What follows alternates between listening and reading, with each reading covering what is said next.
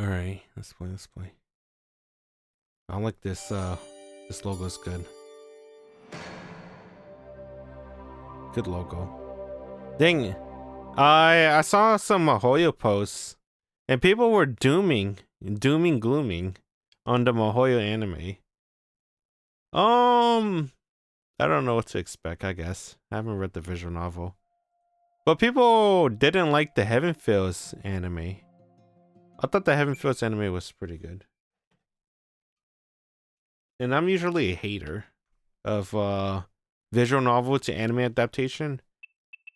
Yeah, they kind of ruined the Ilya scenes a lot.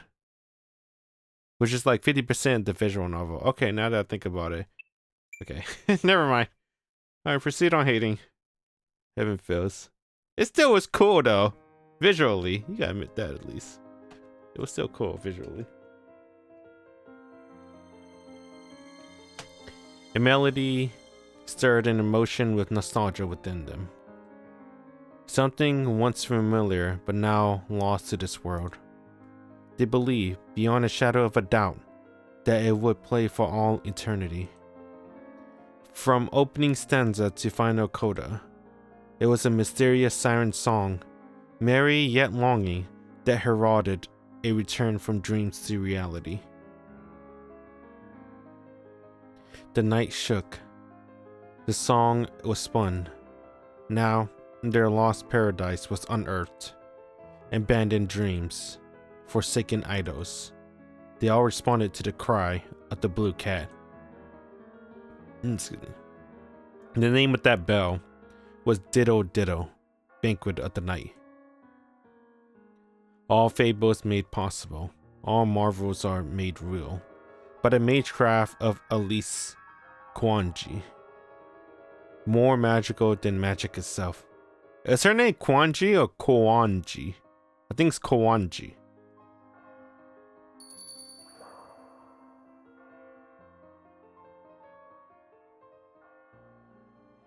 随分と身勝手ね。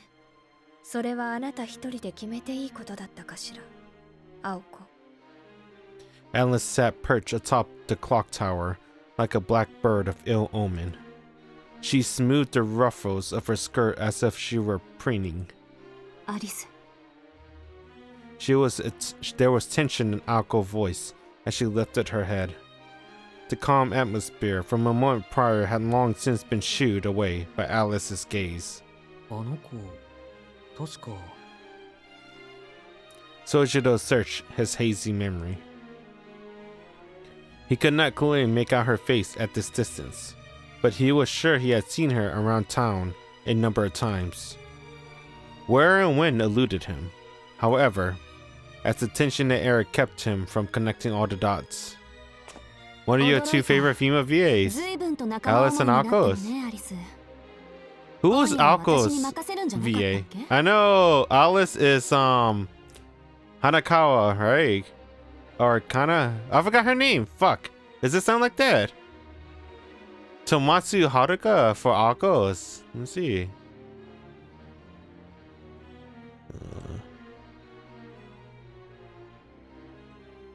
Is that I already see what's her face from SAO.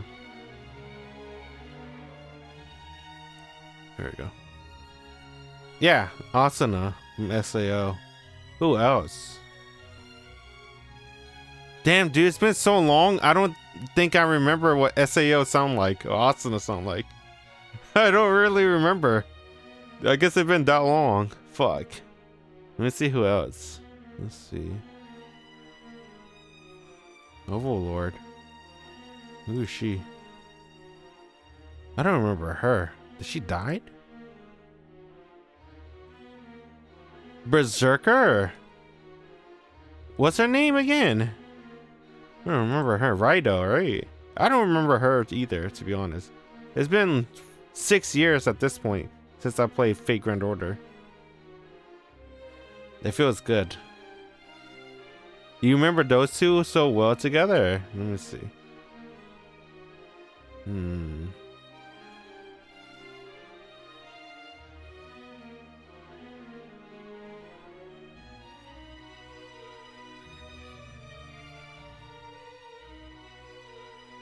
SAO. Persona 5? Haru?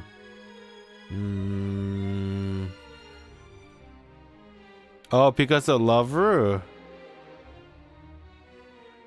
Is she really Lala? In Lover?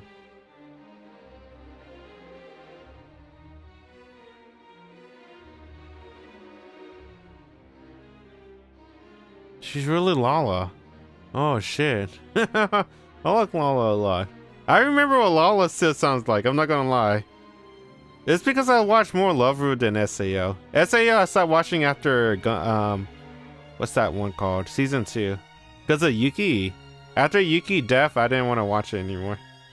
I was pretty bummed out. I was pretty bummed out. Who else was Lala was in? I feel like she sounded different. She sounded different than SAO. I don't remember her sounding like Asuna. I gotta rewatch it though, I guess, to really remember. Misao. She was also in Idol Masters. Only had like one game. I gotta keep remembering her name because she's in everything. Hana Zawa. Kana. Hanazawa Kana.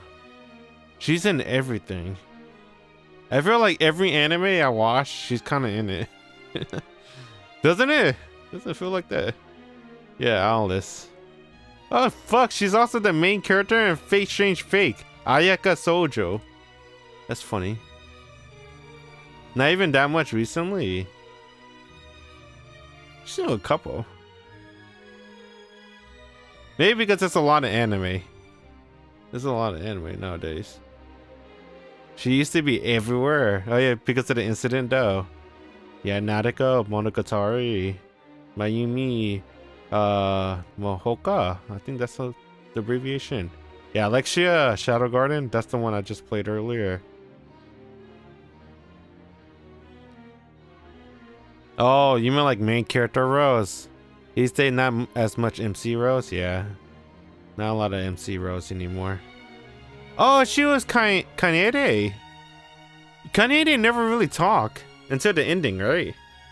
Same to Kagari. She never really talked until season 2, kinda, or near the ending of the whatchamacallit visual novel. It's kinda cool. Hanazawa Kana. And the other one was Tomatsu Haruka. Damn, dude. Aoko has the same voice as Lala. Alright. That's fucking weird. But I like that. Aoko readied her guard and took half a step forward. It's kind of hard to imagine because she feels like the exact opposite of Lala, doesn't she? Personality rise. Unconsciously. From an objective standpoint, it almost looked as though she were protecting the figure beside her.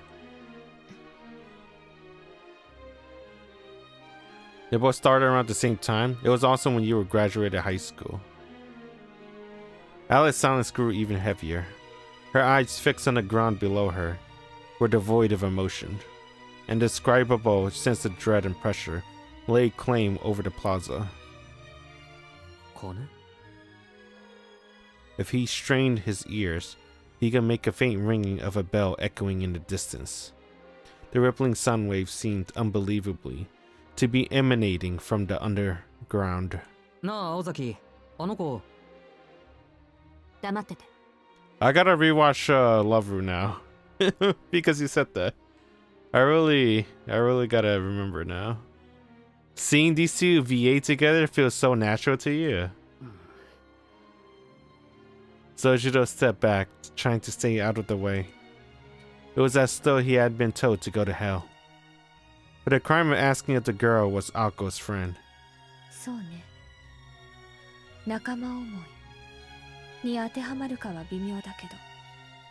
What's up, John?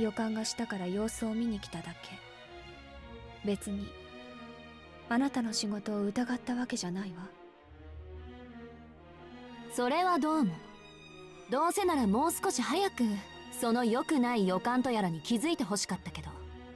でもま、ご覧の通り自己解決したわ。夜も遅いし、さっさと帰っていいわよアリス。私の仕事っぷりを疑うわけじゃないんでしょ。 Oh shit. Their eyes locked on one another. Alice's stare was uncomfortably cold. Ako's was bold, daring Alice to air her complaints. いえ、気が変わったわ。せっかくだし二人で帰りましょう。その方があなたらしいわ。帰りしな、人形の話でも聞かせてちょうだい。らしいって何よ、らしいって。いいから帰れ帰れ、ぐうたらアリス。部屋に閉じこもって役に立たないムクドリでも作ってろっての。A disappointed sigh escaped Alice's delicate lips. It seemed that the black-clad girl was more astonished than angry. 青子、口にしたくないけど、本気？ Quietly, Alice questioned her roommate for nearly 2 years. 呆れた。二人で秘密を守ると言ったのに、まだ半端にそっち側なの？それとも情でも移った？別に情っていうより私の気分よ。だいたい方針なんてその場その場で変わるもんでしょ。気分ならなおさらよ。そっちこそ一度した約束は絶対守るなんて時代遅れなんじゃない？ The proverbial knives were out now. No quarter was given nor taken. Sadly, their partnership was one of convenience and had not reached the level of mutual understanding. Their version of friendship was both delicate and unique. When a conflict of opinion arose, each would refuse to budge until the other crumbled. Neither was concerned for the other's plight, and at least for now, that was how they liked it. そうね。今の暴言はあなたらしいとは思うけど。Alice can be summoned fake Grand Order? Yeah, it was Alice, Ako, and Sojiro. Once again, let out a sigh, even larger than the one before. 言い争いは後にしましょう。そこの彼をいなかったことにするのは。It's my bad. Finally, she struck straight to the point. As if making it to move a chess piece, Alice lifted her slender fingers. That's a fork. Her name's supposed to be like Alice in Wonderland, basically. Even this simple action seemed mysterious to Sojiro, the same boy who had been haunted by his classmate Ako Aozaki and borne witness to automation. Ako violence and an animated doll. Though perhaps far beyond the realm of logic, both the things were derived from reality. As surprised as he had been, there was no need to think of them as total mysteries. However, when the thing appeared out of thin air from a seemingly unrelated gesture, he had no words for it besides mysterious. Sojiro stood motionless, captivated by the stage performer's magic trick, as the girl's single-finger magecraft turned into attack directed at him. A blue light flew from the side to repel it, annihilating it without a trace. やば。 Ako immediately regretted her reflexive shot. どういうこと？約束を曲げただけじゃなく、ルールまで破るつもり？ The already chilled midwinter air plunged below freezing. Alice looked calmed and collecting on the outside, but in reality, she was sometimes even more hot-blooded than Ako. This was especially true when it concerned her familiars. Accidentally breaking one would often result in a week of silent treatment. But against some who maliciously destroy her things, Alice was prone to retaliate without warning. あっちゃー、いつかやるとは思ったけど、ついに激鱗に触れちゃったか。 Ako sighed to herself. Even she was exasperated by her own stupidity, yet she couldn't help but feel a pang of relief. She did not intend to make any excuses. and she had no regrets. If she had broken the rules, then so had Alice. 青子。なんていうか If anything, this took a load off her mind. After all, now there was no going back. Ako never intended to break her own rules. If there was anything for Ako to regret, it was putting too little power into her shot. So can Alice summon an inanimate object with her mage magic? I don't know. I don't know anything about Alice. 私的に今夜こいつに死なれるのは困るのよ。なんで日を改めて殺しに来てくれないアリス。いいでしょたった1日ぐらい。I'm sure they're going to explain in the visual novel though, her powers. To Ako, it was simply natural to take on a pro bono case in defense of an innocent suspect. それは市場。悪い一宿一般の恩義って割と大事にしてるの私。私との協定より。ええ時と場合によっては。Social human rights had not yet entered the argument. The girl were busy pouring oil on each other's flame. The girl clad in black was the first to move, or rather, to erupt. そう。よくわかったわ、青子。私は彼をここで殺す。あなたは彼をここだけ生かす。つまり、私と戦う。ということでいい？そんなのいいわけないじゃない。Ako bit back the retort. She was very familiar with Alice's magecraft. She knew painfully well how many mystics were hidden in Alice's tiny body. The odds of victory were essentially non-existent. And once the first shot had been fired, Alice Kowanji was without mercy, whether facing a roommate or a friend, a most beloved family member or a stranger. Dang, she got red eyes like a shining gun. Once Alice began to fight as a witch, she became a heartless, unflappable monster. Ako advanced another half step forward as if to encourage herself. It was too late to back down now. The situation was no longer a trivial quarrel over a witness. The bedrock of their so-called friendship had nothing to do with their individual abilities, and everything to do with their equal in will. That is why, in order to stay true to herself, Ako had no room for compromise or deception. もちろん、あんたを殺すことになっても、そこのバカは生かしきるわ。それに。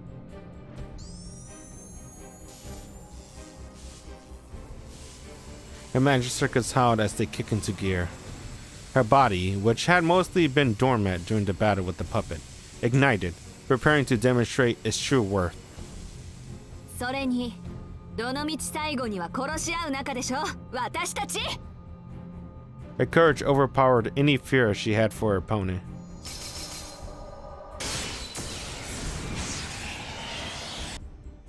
Turning her body, her magic circuits, to become like a barrel of a gun, Ako fired a magic bullet. It was an exceedingly basic magecraft formula. There was no nature interference, no creating of wind, parting of water, nor hastening or decay. It was simply the process of converting the imaginary activity known as magical energy into something real, before releasing it as heat. Thus, Ako's destructive power was equal to her supply of magical energy. The magic bullets she had used against Soshiro were among the most basic single-action magecraft that did not require an incantation. At her present ability, Ako's main mode of attack, her magic bullets, could be fired at 3 levels of power. They were at the 2nd level. This required a double-action magecraft, a cast into activation of her crest combined with a simplified incantation.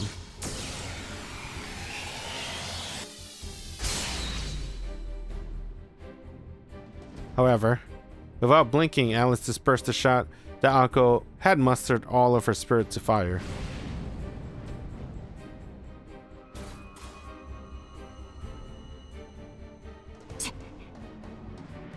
Ako uttered in frustration. A swift sneak attack that used a simplified incantation would not be enough to break Alice's guard. Hey, that magic sound effect. Was that new? I don't remember in Face Day Night. Because he reused that sound effect a lot in Fate Grand Order. I remember hearing it a lot in Fate Grand Order. And I like Sojiro's face too in the background. 相変わらずお堅いこと。そのから一段と独りよがりになってるんじゃない？ Akko provoked Alice in order to disguise her own lack of composure. Somehow Alice seemed delighted by Akko's bravado. 売り言葉に買い言葉というやつね。That was Sojiro. Though Sojiro was just standing there, he didn't seem startled and never dodged Alice's attack, but why? He seems shocked, that's why. Well, not shocked. He's just, he doesn't even know, his brain can't understand how Alice is doing it. Because she's summoning stuff in midair with a wave of a finger. こういう勢いだけのきっかけは初めてだけど。驚いたわ。こんなくだらない理由でもその気になるものなのね。Alice giggled, smiling with heartfelt amazement. Alice gestured her left hand toward the earth.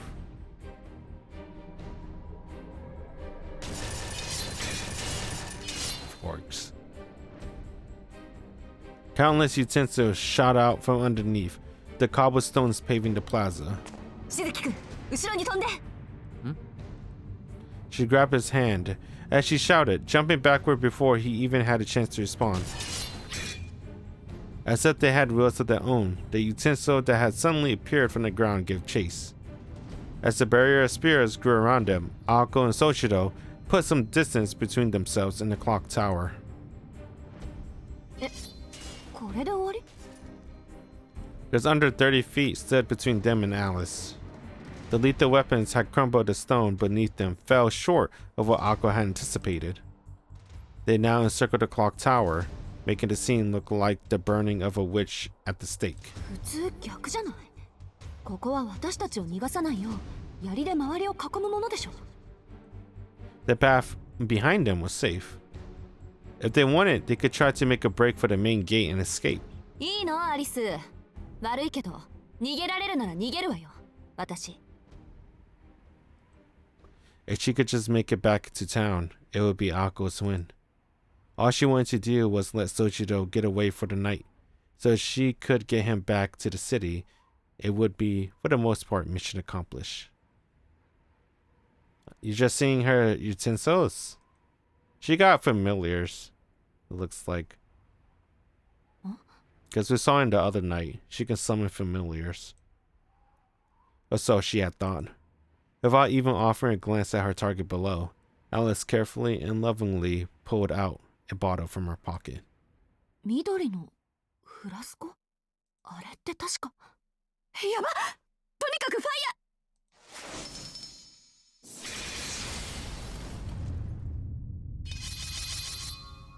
ー！ Her shot was deflected with ease. Gone was Akko's earlier bravado. It was only natural. Akko had indeed grown as a mage. Over the last 2 years of study, her study had progressed well, and she more or less got in grasp of her roommate tendencies and abilities. She had made her conceited enough to believe that under favorable circumstances, she'd be able to show Alice a thing or two in a fight.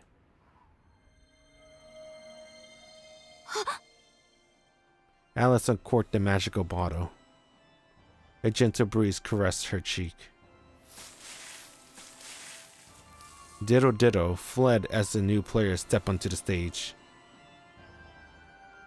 But from where would it enter? The sound of footsteps, a nostalgic parade approach.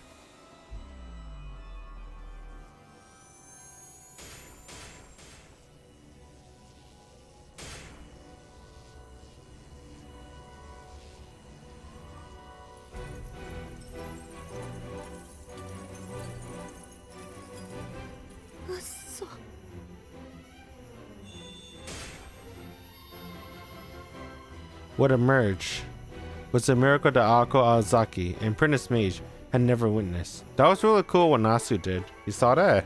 That was cool. I never seen a visual novel did that before. where everything lights up like that into like a 3D sense kind of feel. The dead came to life. The inanimate awakened. The woods were enveloped by the mist. Fire-breathing lizards lurked in the swamps. Puppets made merry at midnight. Alice Kawanji, slender fingers, had transfigured the entirety of the park, as if gently stroking the back of an elderly cat. いいわ。ごっこ遊びをしましょう。青子。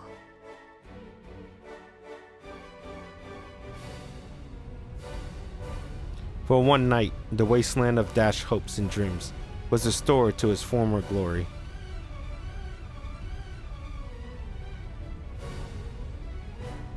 It was the immortal monster ready to devour reality. A dark fairy tale that, once unleashed, would never let its prey escape. 逃げられるものなら逃げてみせて。どこまで行けるかわからないけど、この夜を越えることができたのなら、あなたの勝ちにしてあげる。 Her declaration marked the start of a desperate battle. The witch in black laughed at her friend. Her musical mirth filled with affection, sadness, and innocent delight.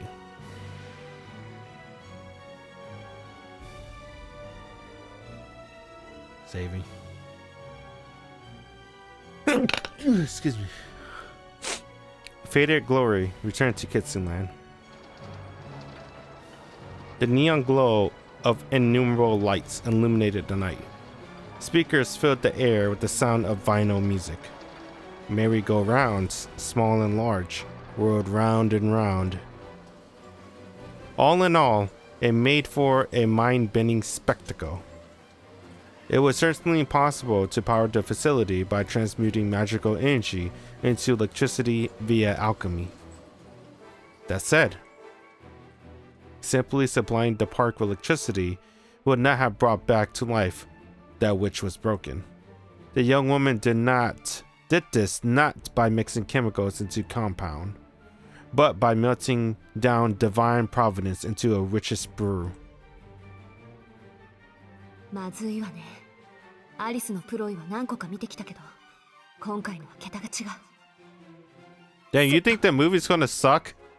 I think the movie's gonna suck now. I feel like the post I read for Mahoyo is right. There's no way! If the Mahoyo movie's 2 hours, there's no way it's gonna be good. There's no way. I have no belief anymore. I know it's about Infotable, and they do make shit look shit. Whatever, they make shit look cool. We've seen it with Demon Slayer. We've seen it with UBW. Right? We've seen it with everything they do, but there's no way, man, right?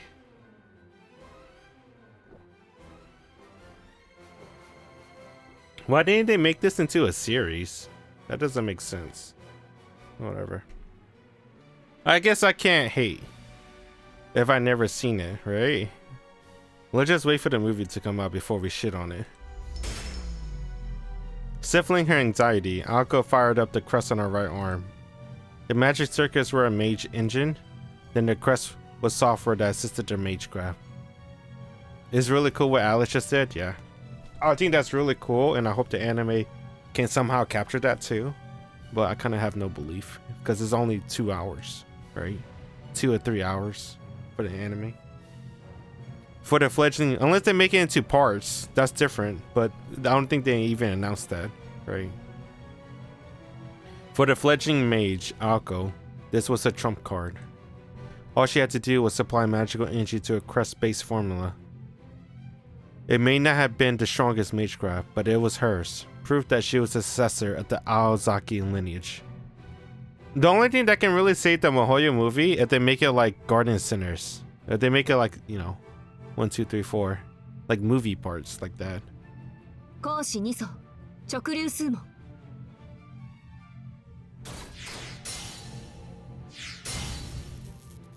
The pattern of her crest shifted to execute the formula, which then connected to her magic circuits. The process resembled a train's changing rail, a puzzle involving dozens of circuits. She constructed it as swiftly as possible without sacrificing the quality of its construction.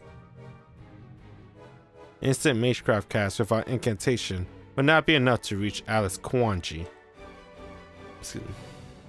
Akko had gauged the strength of Alice's defense with her initial shots. She would dial up the power 5 times the next time, driving 20 tons of force into her target. Alice had the protection of a thick, hanging fog and a dense barrier around her. However, this attack would be more than enough to pierce through both. You don't think the Mahoyo movie will suck? But you have to watch it first before you give your thoughts and opinion? It's 2 hours though, right? For a 30-hour visual novel. That's mean they had to skip a lot. What would they skip? I don't know. If Akko struck home, it would cave in Alice's chest in the fight. At worst, it would at least knock Alice down from her position atop the clock tower. そろそろいいかな。 As always, there was one guy who spoiled the deadly tension, pulling Akko out of killer mode. Sojiro had been looking back and forth between Akko and Alice in confusion. それでどういう話になったんだ？ He said it like he might ask for direction for the train station. Normally, she would have lashed out in response, but a deadly serious tone shocked rather than angered her. 信じられない。慣れてきた。 Akko swallowed back a sigh and returned her focus to activating her crest. 交渉は決裂。ちょっと怒らせすぎた。あの子から見れば、まあいい機会だし、遊園地ごと私を亡き者にしようって腹ね。Sojiro tilted his head, as if begging for a simpler explanation. 私、割とあの子に恨まれてるから。捕まったが最後、どんな風に殺されるか想像すらできないわ。要するに、あんたも私も、あの子をどうにかしないと生きて帰れないってことよ。そんなとばっちりだ。まあ、そういうことになるかもね。So you're saying the Mahoyo movie is 30 hours? If that's the case, why can't they just make a series? No, I'm saying the Mahoyo visual novel. So imagine cramming a 30-hour visual novel into a 2-hour movie. What would you do? How would you make it? Without, you know, making it hollow into another action anime film. That's what a lot of the Mahoyo fans are speculating. Like, this seems like they didn't really care about making the Mahoyo movie. So that's why they just make it into a movie. And they feel like it's just going to be another action anime instead of the story that they like, which is this visual novel.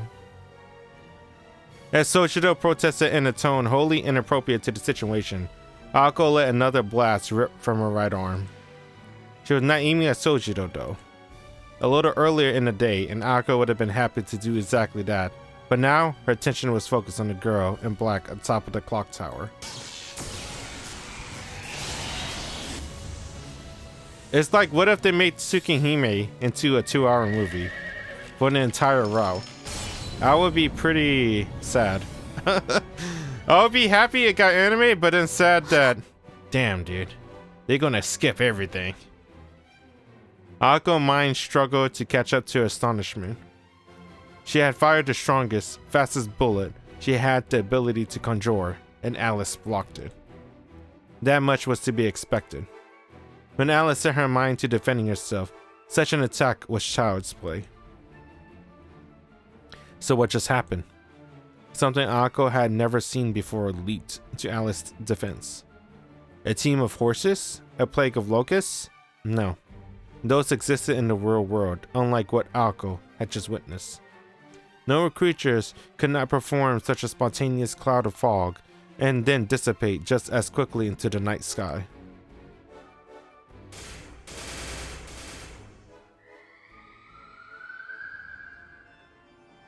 Damn, dude.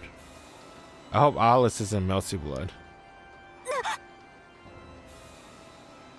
Impossible things move in impossible ways. Alice was not even supplying them with any power source. Those things never needed power in the first place. Those broken, discarded things did not follow the rules of mankind. This was an invasion of fairy tales. Compared to them, the automation looked merciful. Autonomous puppets were product of magecraft and even then they behave as puppets should. These newly animated things, however, were nothing of the sort. Empty vessels became living creatures. Dummies warped into malformed beings. There was a fog so dense with magical energy it visibly spread to all corners of the park, bringing with it a monstrous welcoming party that easily numbered over 1,000. Spurred on by the shuddering sensation running down her spine, Akko fired a barrage of single-action magic bullets. The balloons blocked it. Her impulsive attack scattered futilely. The knights of the merry-go-round soared into the sky. Green fire-breath lizards flocked. The bakeries opened their doors once again, and human-sized loaves of fresh bread marched from their ovens as platoons of newly baked soju. Aozaki, uchiro! Akko and Sojiro were completely surrounded. The Ferris wheel creaked as it gently turned. A rickety train car raced about the roller coaster tracks with kitsy tears streaming down his face abroad. It was a grossly twisted fantasy. The girl in black reigned over the sanely fueled park. Oh, now we're screwed. Akko was transfixed by the scene unfolding around her.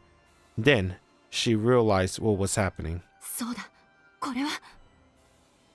Alice had once told her Meinster familiar.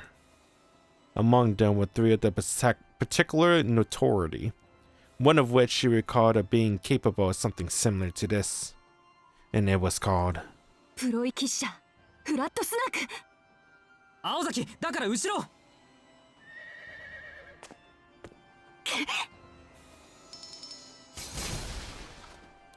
Struck by Akko bullets, the creature exploded into splinters. It was clear Akko's shots were becoming more powerful, but it was also the case that these beings were less robust than your average automata. しずきくん、こっち。Akko turned away from the clock tower, grabbed his hand, and began to run. 青崎。ごめん、これ無理。逃げるわよ。逃げるってどこに？どこって、とにかく行けるところまで。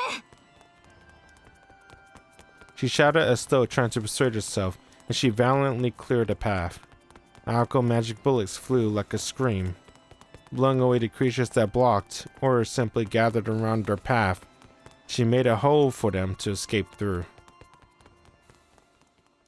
Alright. They gotta go hide. And think about this, right? Oh shit. She's just blasting her way through. I like that.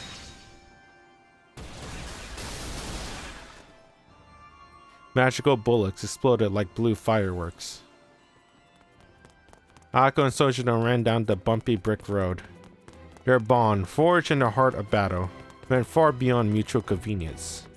They headed for the park's exit at full speed, without exchanging a word or a look. The weirdness only extended as far as the park border, so they would be safe as long as they made it outside. But, is that French bread? Huh? Those are the people that made Melty Blood, man. Speaking in pure numbers, the difference in strength was 2 versus an army. Or rather, 1 versus an army. Sojiro was hardly useful in this situation, and manpower wasn't really the issue here, since they were facing puppets. さっきの大丈夫？上からこうでっかいハサミが落ちてきたけど。Akko shouted as she blasted away the monster that stood in their path. There was no time to stop for breath, or even to look back. なんとかギリギリ。As Sojiro pursued, his voice, too, had naturally become shrill. 5 minutes earlier, they had broken out of the siege at the plaza surprisingly fast. It seemed that the residents awakened differed case by case, with larger creatures taking additional time. ラッキー、朝に弱いタイプばっかと見た。Akko joked as she moved down the small fry that popped up. But then, without warning, something outrageous extended its way down from above them. I wonder why they turned that black and white filter on. Oh shit, that's why. It's like a fairy tale book or whatever. It was the claws of a 60-foot lobsters adorning the roof of a seafood restaurant. His pincers were like a guillotine. As Ako and Sojiro cut across the front of the restaurant, the Red King pressed in at tremendous speed, keen on splitting them each into two.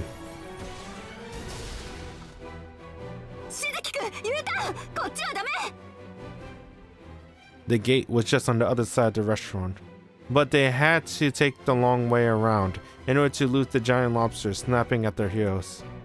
Waiting along their detour had been a horde of monsters, too many to count.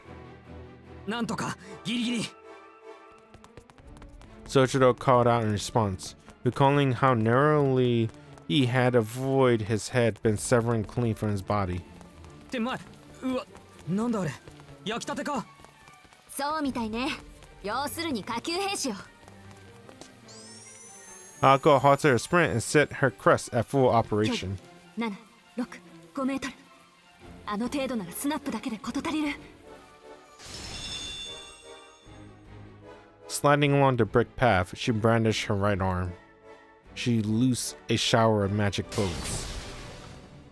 Snap was a single action spell that favored rate of fire over power, and it mowed down the monster with satisfying pops. 青崎そっちも了解。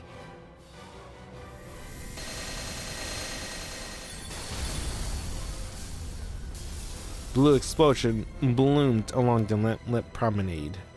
Ako's curtain of fire fanned out. It was a marvelous Starmine fireworks show.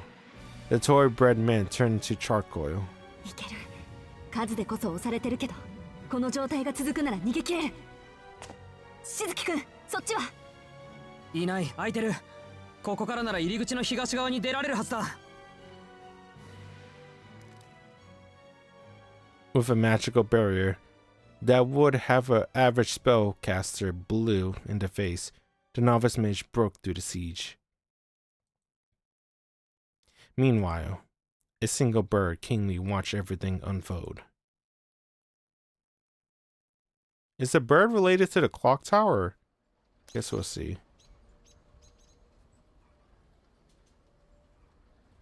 The moment the blue bird descended into his master's field of vision and made its high-pitched call, the girl listened expressionlessly to the report. 構わないわ。予想通りよ。撃つこと、壊すことしか脳がなくても、青子の魔力の使い方は波じゃないから。急増の使い魔じゃ、まだ相手にはならないでしょう。 The robin flapped its wing as it tweeted in response. Perhaps it was criticizing Alice for complimenting Alco. Or perhaps it was jealous of Alco being praised by Alice. Alice could barely make sense of his chirping rant. Alco Aozaki was a novice mage. Until just 2 years ago, she had grown up with no background in magecraft. Compared to Alice, who was raised as a witch from birth, Alco possessed far less talent and experience. There was simply no comparison to be made. In the contest with skill in magecraft, 10 times out of 10, Alice would be declared the winner. However, that narrative changed when it came to a battle for life or death. Alice Kawanji was not the type of mage suited for combat, while Alco Aozaki, on the other hand, was built for it. In a contest that pitted magical energy against magical energy, even Alice would concede that Alco had the upper hand. Alco's manipulation of magical energy was extraordinary. The scale of her magic circuits was smaller than that of Alice, but their rotational speed, durability, and output quality, not to mention efficiency, were otherworldly. That was Alco Aozaki homework. Look at that bird move.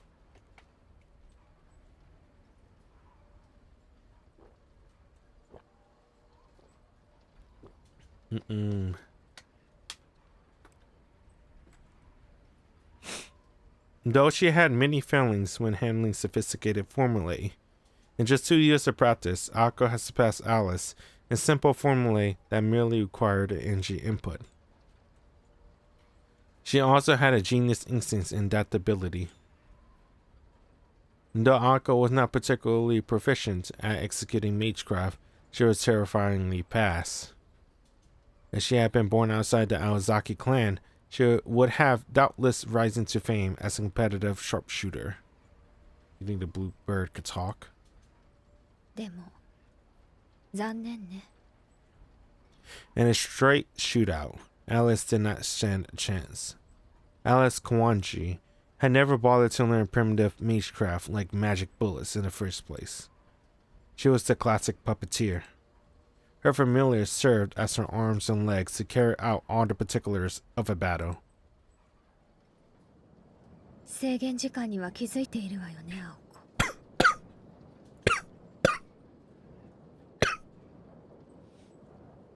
Oh god. I don't know why.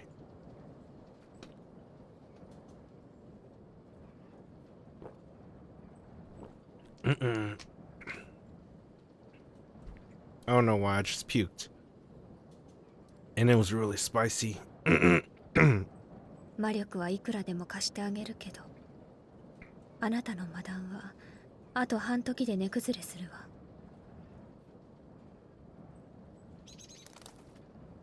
Trimming as of an agreement, the Robin took flight. It had been nearly 10 minutes since Alice had made the amusement park into her dominion. To what would the green frog give birth next? Ako and Sojiro, still running about, would soon come to understand the gravity of the situation.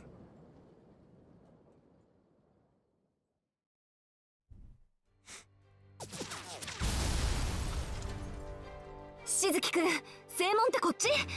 ああ、その店を曲がれば出口だ。Running non-stop at full speed had them at their limits. The breath ragged, and the duo rounded the corner at the breakneck pace. The amusement park, though it was still in famous Kitsune Land. It would have taken a high school student 20 minutes to sprint the entire circumference of the park. And though they were now intimately familiar with the park geography. Is that a dragon? It was changing beyond recognition. The transformation was not limited to the park residents either. 青崎、何を？言いたくないんだけど、この遊園地広くなってないか？ It was. The problem wasn't as mundane as mistaking the location of the exit, nor the strange terrain. No, the park was warping and twisting in upon itself. Even as they ran, its structure was expanding and growing like that of a living creature. GCL enemy? Anything, any mage is the enemy of the church. And the same goes to the opposite. Any part of the church is the enemy of the mage. Soon, the pair noticed that the mob encircling them had grown even stronger. Entrusting her back to Sojiro, Ako summoned all of her effort just to keep from whining. No one would blame Sojiro for cowering in shock, but for Ako to do the same? She bore responsibility for causing and then dragging him into this mess. She could not afford to succumb to panic. 大丈夫。落ち着け私。遊園地の果てはある。遠いけど、鉄柵はちゃんと見える。フラットスナークだって制限なしってわけじゃない。外に逃げるって選択は正しいはず。現状、外までは目算で1キロぐらいだけど。Let's see. Up until now, they had been convinced. Up until now, they had been too concerned with simply running. Their breathing had become labored. They had to run another mile without rest. They ended up collapsing along the way. 青崎、体大丈夫か？え？ The whispering from behind pulled Ako back to reality. 大丈夫だけど、ちょっと一息入れたいわね。賛成。ここから休みなしで外周まで走るのは。驚いた。しずきくんも外まで走ろう派とは。She let slip a giggle. Far from debilitated by panic, Her comrade in arms had been analyzing the situation and forming an escape plan. ちょっとだけ建物に逃げ込むのは。気は進まないけど、それしかないわね。The bread man had them completely surrounded. Perhaps this might had been a problem for average person, but for Akko, breaking through the formation to get to the building would be a cinch. Whatever. Reading is hard. We have to find out soon if Alex is going to be the next playable character in Melted Blood with Lynn. Maybe. It seems likely because of the movie, but we'll see. The issue was 問題はどんな店を選ぶかってこと。she considered the characteristics of the transforming part. What would pose a danger and what was safe. The most important factor was not the strength or the complexity of the building. そうだ。選ぶならあの単純さで正しいはず。しずきくん、あっち。After routing the monsters, Akko hopped behind the counter, soon followed by Sojiro. カウンターに隠れてて。Like she was in a western shootout, Akko squared off against the monster using the counter as a cover.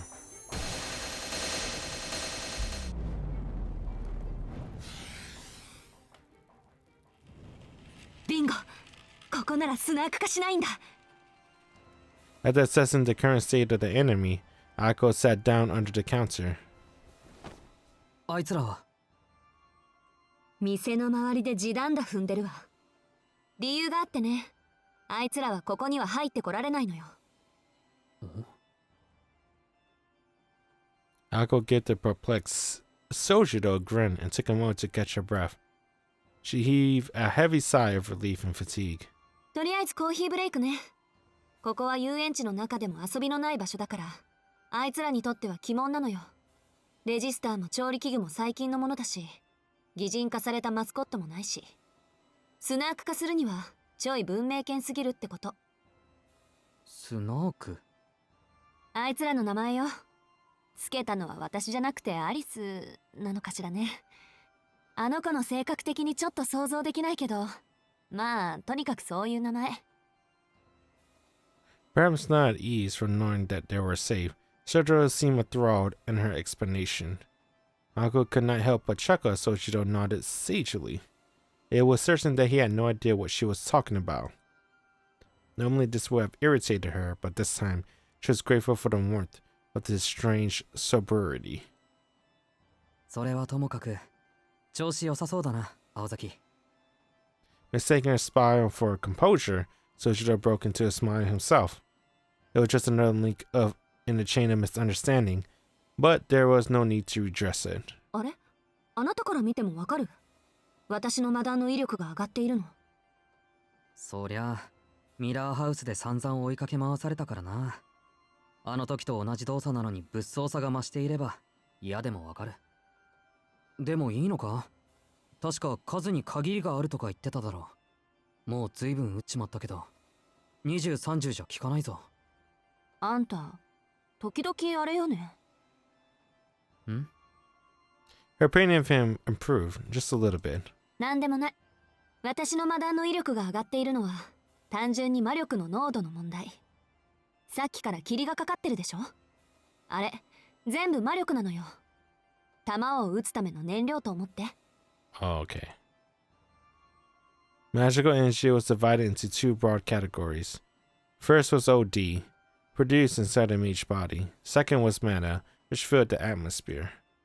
At the moment, the amusement park had turned into a fairy tale land, flowing with mana. Although it meant nothing to the average person, to a mage, it was a paradise where spells could be cast as much as one pleased. じゃあ残り魔力とやらは気にしなくていいのか。注意すべきは怪我と体力だけ。まあ個人的な責任においてはその限りね。Sojiro breathed a sigh of relief.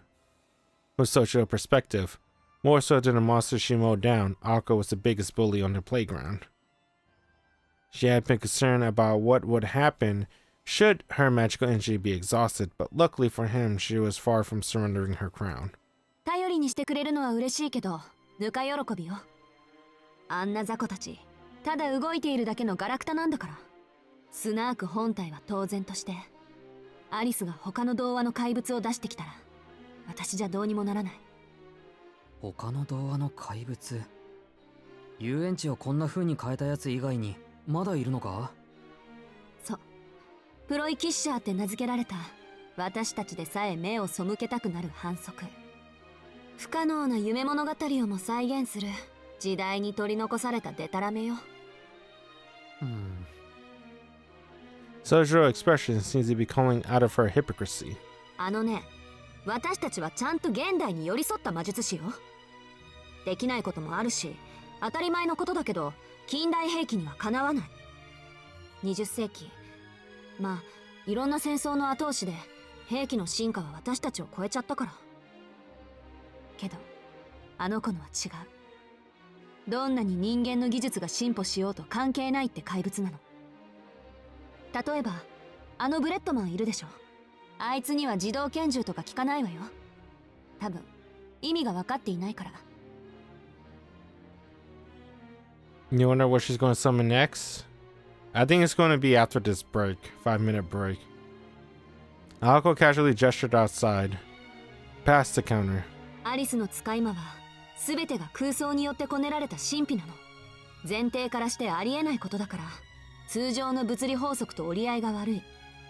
空想と現実は両立しないっていうごく当たり前の理由でね。Nasu's probably using this 5-minute break to talk about how Alice is using her magic. This is how she used magic.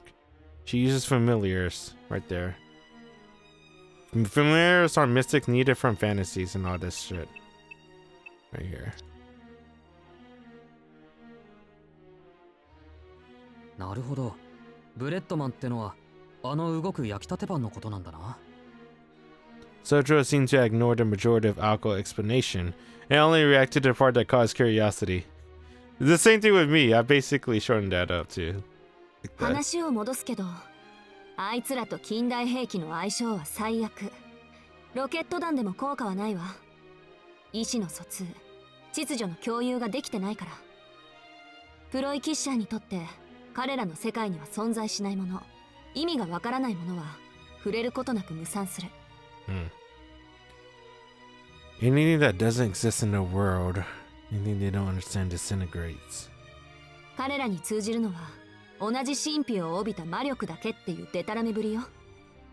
もう完全に概念空間っていうか概念宇宙っていうか。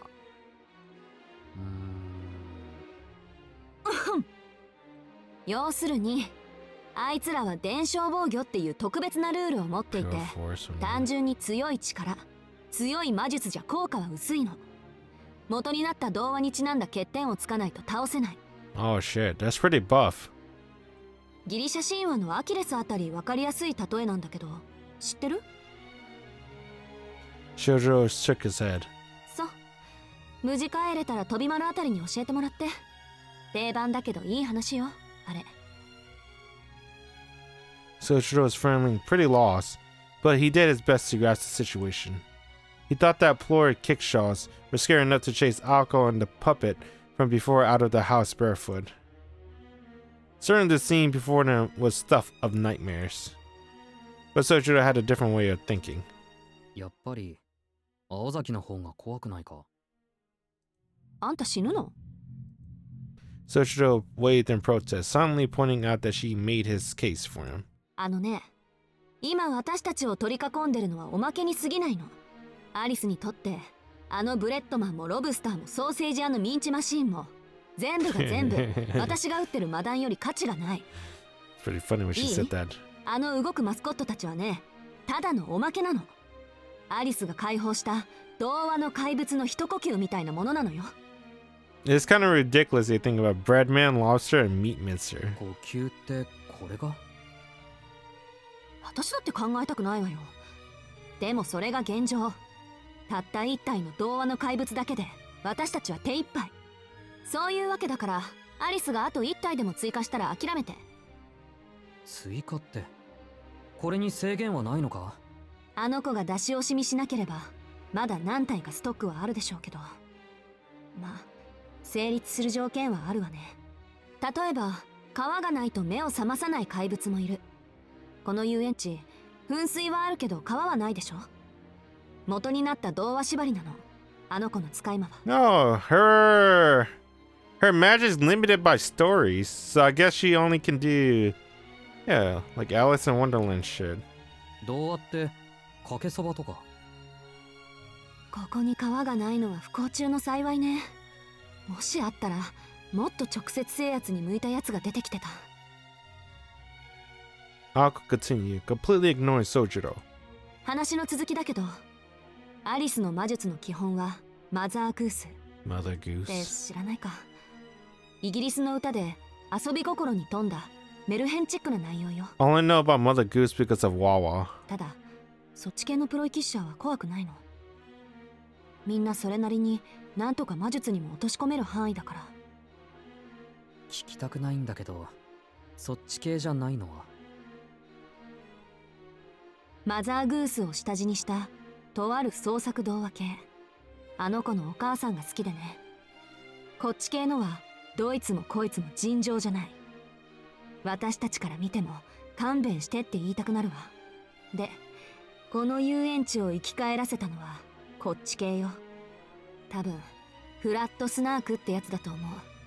私も聞き流していたから詳しくはわからないけど。Sojiro swallowed the discomfort making its way up his throat. He really wanted her to explain things a little less vaguely, but something she had just said necessitated further investigation. 待て青崎、あの子の話を聞き流したってなんで？いや、説明してもらったのは随分と前だし、あの頃はアリスの話あんまり信じられなかったのよね。私が素人だと思って大げさに自分の魔術を語ってくれてるな、舐められてるなとか。In truth, if anyone had taken the lesson seriously, it was Akko. She would learn that lesson firsthand soon enough when she experienced just how real Alice monsters were. She also discovered how heretical the Meinster witches truly were in the world of magecraft. その聞き流した内容は？何でも強力な結界を張るプロイだって。アリスが受け継いだプロイは山ほどあるけど、その中でもえりすぐりの一つよ。捨てられたもの、忘れられたものを童話的に蘇らせるやつで、今まで誰も破ったことがないとか。それでついたあだ名が触れられぬもの。フラットスナークじゃないのか？それもあだ名。とにかく正体がわからないやつばっかりなんで、一つの個体に複数の名前が付けられるの。フラットスナークはその中でも正体不明さはトップランクのデタラメぶりよ。あなたルイス・キャロルのスナーク狩りって本知ってる？ Lewis Carroll. いや、そもそもルイス・キャロルというのは。そっからか。I don't know who that ドジ is. スン教授はそうね、特殊性癖を持った妄想紳士ってとこ。まあこっちは別にどうでもいいか。 Yeah, 人によ man. っては時間の無駄だろうし。 This is Nasu fault for making some complicated ass powers. I don't blame Sojiro. What the hell? Oh. Nasu always loved that kind of stuff though, right? He always liked making some really, he likes, I don't know what you call it, those stories, historical figures, right? Ancient stories, supernaturals, yokais, because all his stuff and all the, at least all the, what do you call it, type moon materials or stories has always been related to that. Like Garnet and Sinners, right? Those are the supernaturals and yokais and ghosts, all that stuff. Tsukihime, vampires. He even make up the the true ancestors and the dead apostle systems. And the ghouls and stuff like that. He made the vampire system like that. 666 Nero. Be cool ass powers like that too. And then after that was Stay Night. Stay Night's when he actually brung in histories, books, right? Heroic stories, and put it in a story, I guess, his stories. Like Hercules, Gilgamesh, Medusas, things like that. And now Mahoyo, bring in like, I don't even know what you call that genre for fairy tales. but I feel like that's you could put it in the same category as like those stories of yokais and monsters and stuff like that. It's kind of like that. Not really, but I don't know. It feels like a supernatural too. 今重要なのは彼が残した著作の方。スナーク狩りはね、スナークって呼ばれる正体不明の怪物を捕まえようと奔走する冒険家たちの話なの。Basically, Nasu really likes the supernatural.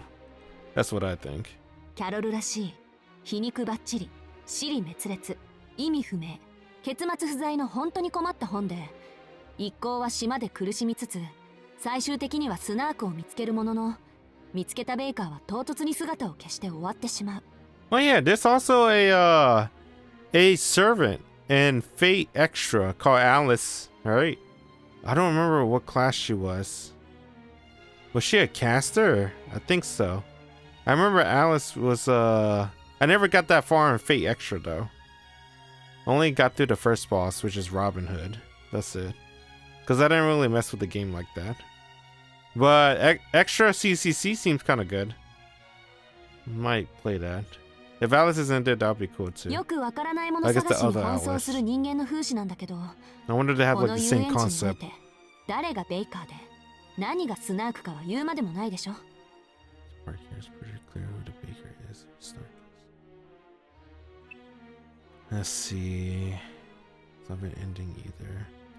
This ultimately find the snark. This island after my charge.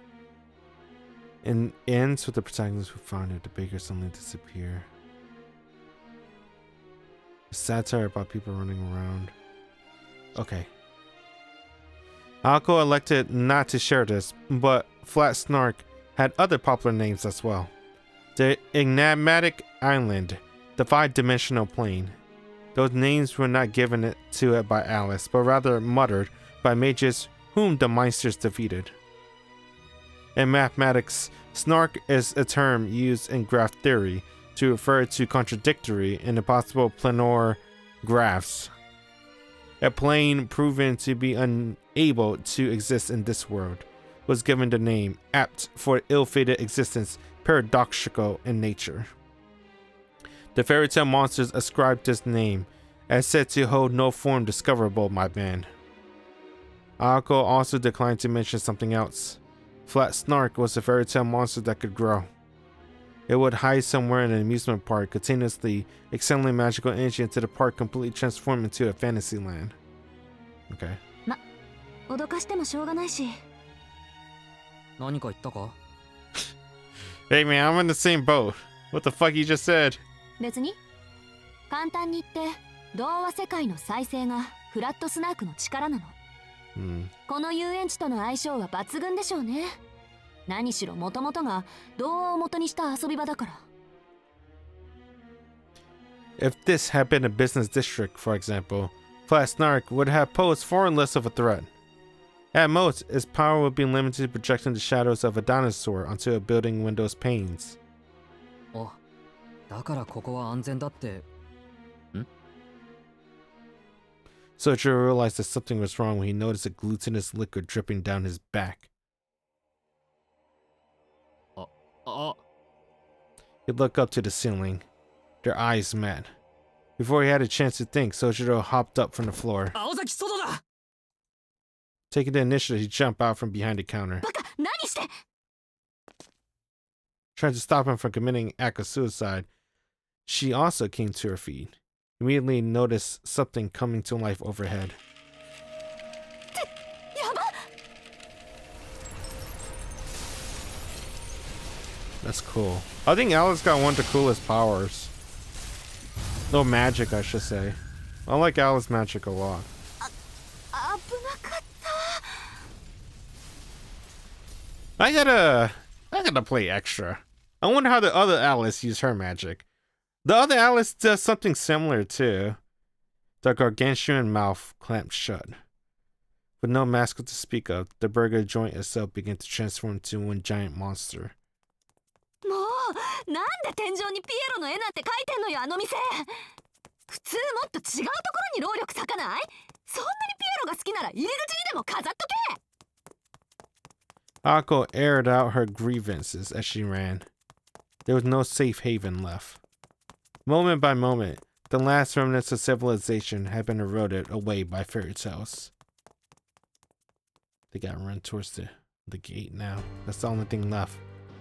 5-minute break over, even though it's more than 5 minutes. That's a dragon.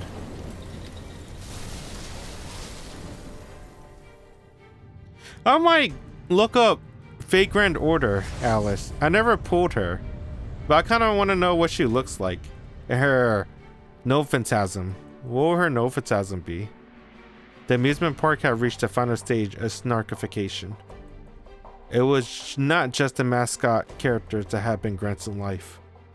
Like the burger joint, even the buildings that began to transform.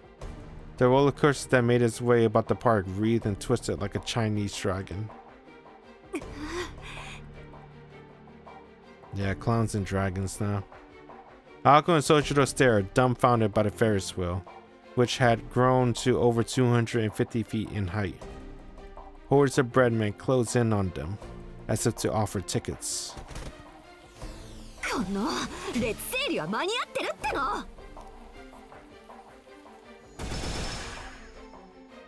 Mobs of trinkets, actual kickshaws rampaged the park. Whenever a hole was punched in development, it was instantly filled. It was a battle of attrition with no end in sight. But that was a matter of course, and there were few fairy tales about limited resources. なんかどうしようもないぞ。こいつら増える一方だ。スナーク本体を探して。童話の怪物には本体に当たる器物があるの。それさえ壊せば遊園地から出られるはず。本体ってどんな？さっき言ったでしょ。童話の怪物は現実にないものだって。今までいなかったおかしなやつとか現実じゃありえないもの、それが本体。おかしなやつって例えば？だから命のある人形とか空飛ぶゴーカートとか。Ako paused her firing for a moment. After saying this out loud, she realized how deep their grave has dug. The amusement park was a treasure trove of fairy tale-esque creatures at any given day. Who would say that what was impossible amidst the newly transfigured knickknacks running around? そっか、おかしくないやつなんて一つもないんだ。この中に紛れ込んでる。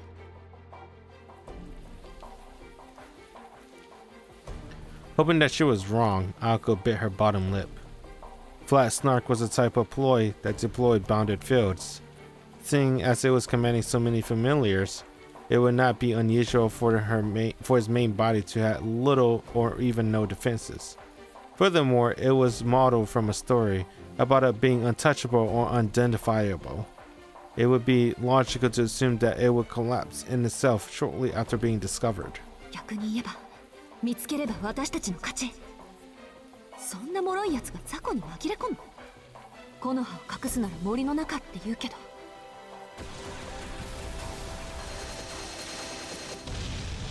Yeah, she blew up the horse. This was closer to the truth than Alka realized. As long as there was the slightest possibility of it being hit by one of the Alka's stray bullets, it would not dare appear in front of them. Its true form was orchestrating the park from somewhere safe. でも、どこかに見えているはず。スナークは本の主題だもの。常にページのどこかにいないと主人公の視覚がない。But where? Put very simply, the Ferris wheel was the safest location in the park, as well as the symbol of the past glories, perhaps. あの子を捕まえるのは。Her eyes opened wide at the sudden suggestion. While Alko had been trying to come up with a plan to overcome this stalemate, it seemed Soichiro had been racking his brain as well. His proposal was a simple one. If they could not find the snark, they just needed to take out his master, Alice. Alice had not moved at all from the clock tower. Even from here, they could make out her figure draped in moonlight. それは一番ダメ。アリスを殺してもフラットスナークは止まらないし、このトンデモが外に溢れ出すことになる。だいたい私じゃあの子を殺せないから、よくて半殺しがいいところ。Halfway there. A breadman, angry at the insults hurled toward his master, moved to attack as mercilessly burnt to a crisp.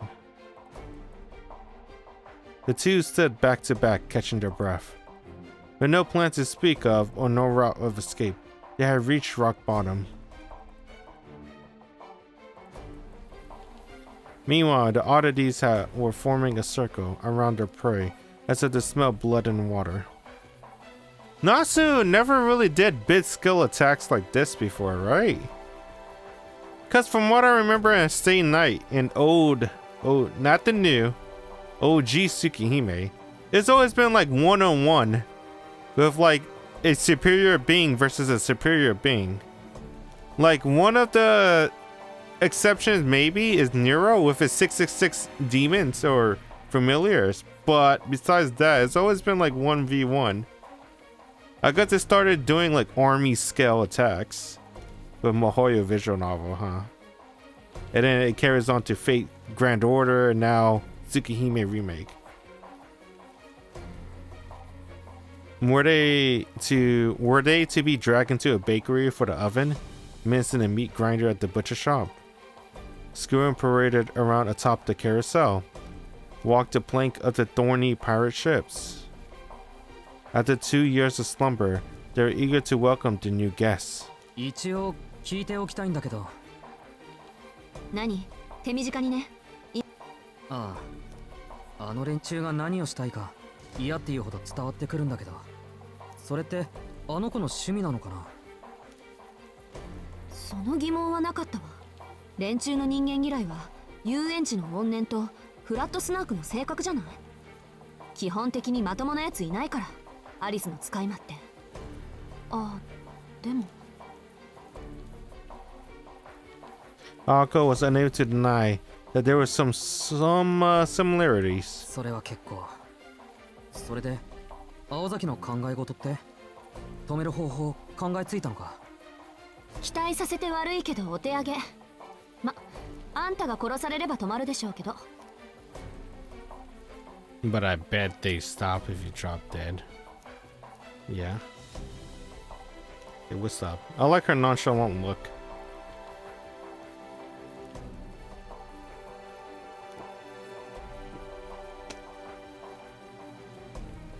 それは嫌だ。とりあえず逃げよう。しずきくん？She blinked in surprise at the sudden turn of events. Sojiro, who had been meekly following her lead, had grabbed Ako in hand and pulled her with him into the head-on charge at the swarm of bread, intent to break through the encirclement. He just pushing them through. 意味わかんなすぎ。なんで今の流れでそうなるのよ、あんたは。Ako nonetheless followed Sojiro uncharacteristically gung-ho lead, cursing him all the while. Alone, he had no chance of breaking through the surrounding walls of enemies with brute force. Ako regained her bearings and let fly a spray of magic bullets ahead of Sojiro. They burst through the net and ran as hard as they could. At this point, all that was left to do was they had planned from the outset, get out the park. But not before addressing what they needed to be addressed. なんでよ、さっきはあんなに諦めよかったのに。Ako could not begin to comprehend Sojiro's reaction. ミラーハウスの時と今は違うだろ。いいから走れ。違うだよよ。あんたを殺そうとした私も、あんたを殺したいアリスも、理由の結果も同じよ、私たち。Though she wondered what was getting her so worked up, Ako did not stop. She told herself that the degree of Sojiro's stupidity, charging the breadman so recklessly, had caused her to lose her cool. あのね、一緒に逃げてるぐらいで勘違いしないでくれる？言っとくけど私、明日になったらまたあんたを殺しに行くから。 You're 死 so にたく upset ないってんなら、ここで私からも逃げ出したら？ about people liking Seal's original design. I mean, why not let people like what they like, man? それ It's は an また今 opinion. 度の話だろう。だいたい青崎に殺されるのならいいけど、あの子に殺されるのは嫌だ。だからなんで？だって顔も知らない、話したことさえない相手だ。It was like someone had doused water over her blazing fury. Ako's anger was snuffed out by the absurd simplicity of his reasoning. 顔も知らないって。 Could it be that Sojiro did not mind being killed by someone as long as he had met them? Aoko grimaced as she followed him.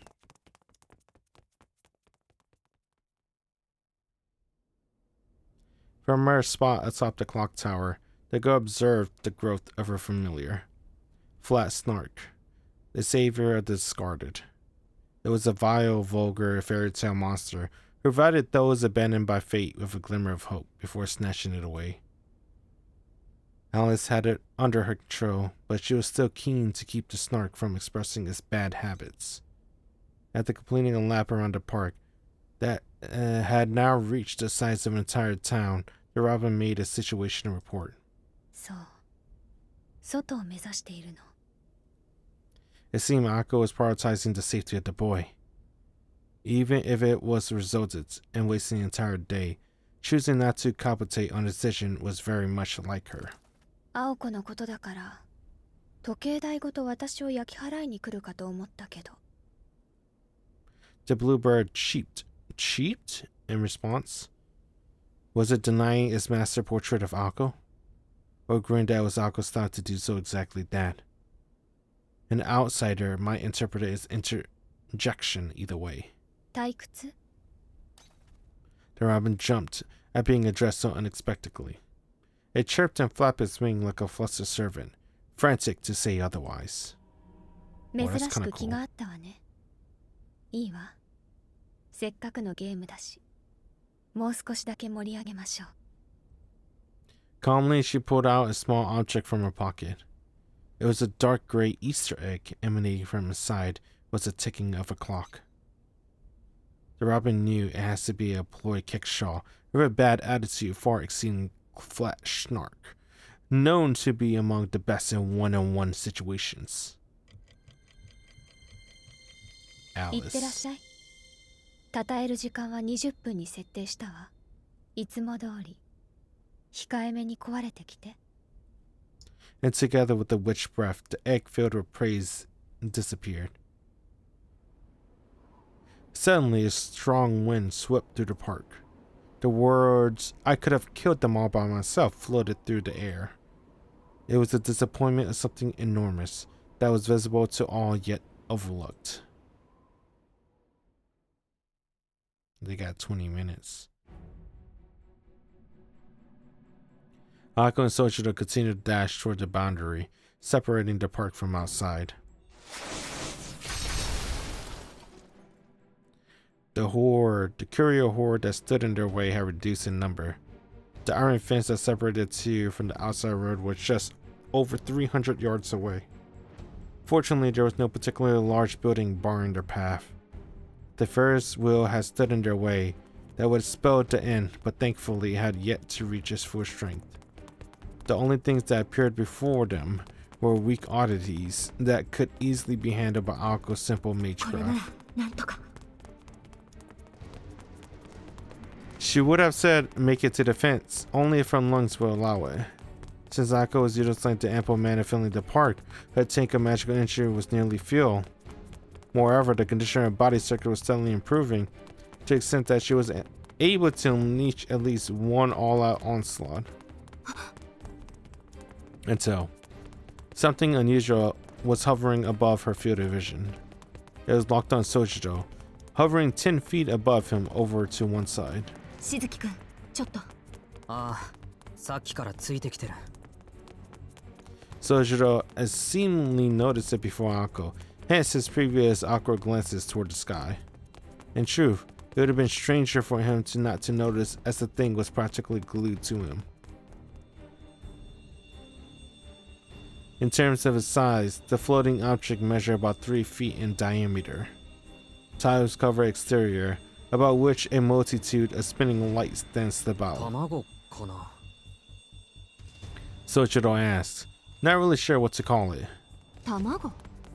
卵って言ったら割れる卵。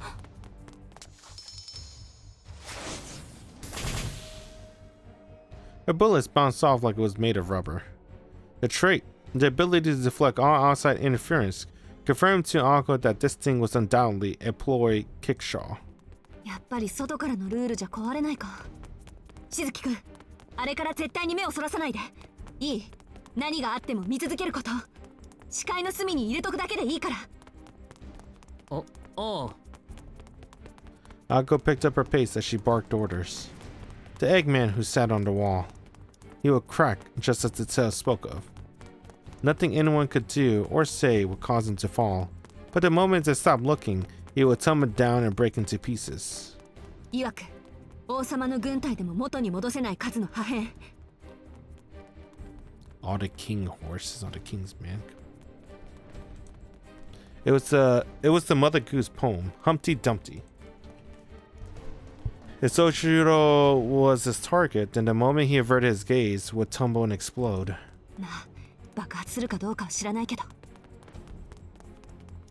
Either way, it was going to scatter something troublesome when it fell. Its oval shape, the keyhole adjoining the front, and writing inscribed upon it, they all made her anxious. It was an egg. That meant it was going to hatch at some point. Even he continued to stare. Once the time came for whatever reason was inside to come out, they would have even less ability to conserve their energy. 青崎、早すぎないか。あまり全力で走ると。後のことは考えないでいいから、しずきくんは卵だけに集中して。 At this critical juncture, Breadman stepped out to join the egg and block their path. 邪魔。 The Breadman was marching forth in a grand battalion. At her level of firepower, Akko have easily mowed them down, however. 肩焼きかこの。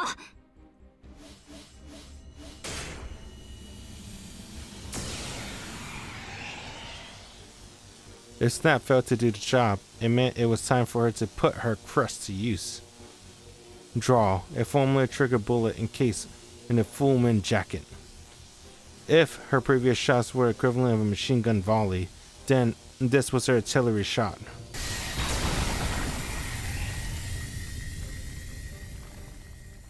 The hard crust bread that had absorbed her snap without a dent scattered into thousands of tiny pieces at her jaw torn.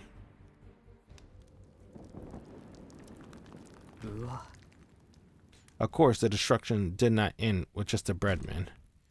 We had once been a brick road was now thoroughly stripped of its pavement. The nearby stall had been warped into twisted steel skeletons. It was a spectacle that made Sojiro question what the greater obstacle to their escape was, the wall of Breadman or Aqua's ability to lay waste to those things. ちょっとなんで距離取るのよ。そこそばにいないと危ないじゃない。ほらもっとこっち。言っとくけど、あんたがあいつらに囲まれちゃったらアウトよ。私人質とか意味ないタイプだし、そもそも区別して撃つとかそういうのできないし。 It made a lot of sense to Sojiro. He had not fully appreciated the part about hostages, but he got the gist of it. つまり今はどこであろうと危険なのか。あんたね。 Offended though, she was by his typical naive response. She could not help but be impressed. Sojiro was a straight arrow through and through. His eyes stayed firmly focused from the egg overhead, even amidst the chaos of the immediately unfolding before him. その分なら安心か。物分かりは悪いけど、一度言われたことはきっちり守るあたり。そんなことより青崎、俺の気のせいならいいんだけど、さっきのパン硬くなかったか。まあね、あいつら少しずつ強くなってきてるわ。大量生産が軌道に乗ったんで、今度はクオリティアップをテーマにしたのかも。しずきくんでもお察しの通り、ここからは手強くなっていく一方よ。あのパンたちでさえ個体差が出てきたみたいだし、考えたくないけど、そのうちジャム塗ったりレタス乗っけたり、果ては合体したりして。Jam? Jelly? Whatever. Though she was joking, her eyes were dead serious. Sojiro shuddered at the thought of the situation growing even more dire. じゃあそのうちミラーハウスの人形ぐらいに怖くなるのか、あいつら。間違いなくね。そこまでレアなパンになったら、私も自分だけで手一杯になる。ところでしずきくん、ああいうのと喧嘩できる？ Shoujo shook his head, a look of complete aversion upon his face. でしょ？なら急ぎましょう。いろいろ余裕ないんだから。Akko took a quick, deep breath. They began to sprint once again. Far in the distance, through the fog, the iron fence waited 300 paces away. As long as nothing happened, they would make it there in one piece. Sojiro followed after Akko, holding on to that all too convenient hope.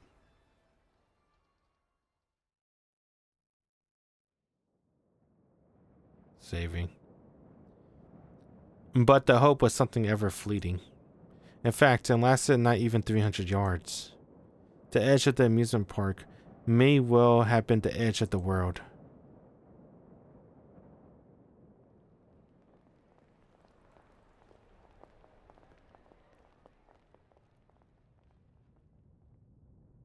What happened? Wow, that's a lot. Okay. Dozens of undulating horizons could be seen, crowding the sky like a giant cloud or a thick curtain, or perhaps groaning lips. It was the end of the road, the outer limit of the outrageous and fantastical realm. And yet, I could find it to be much like the last page of an enormous picture book. The sight turned her mind blank. Well, this is about as bad as it gets, she thought. The snark, this island of despair, had at last brought Akko to her knees as she stared at the swelling border. The park indeed had an end. Even now, as Akko and Sojiro had expected, the fence divided the amusement park from the residential area neighboring it. It had doubled in height and been made sturdier, another hurdle she had foreseen before even laying eyes on it. Expecting it to have been snarkified, Akko had come prepared to demolish an obstacle or two. But this construction before her went far beyond a mere wall.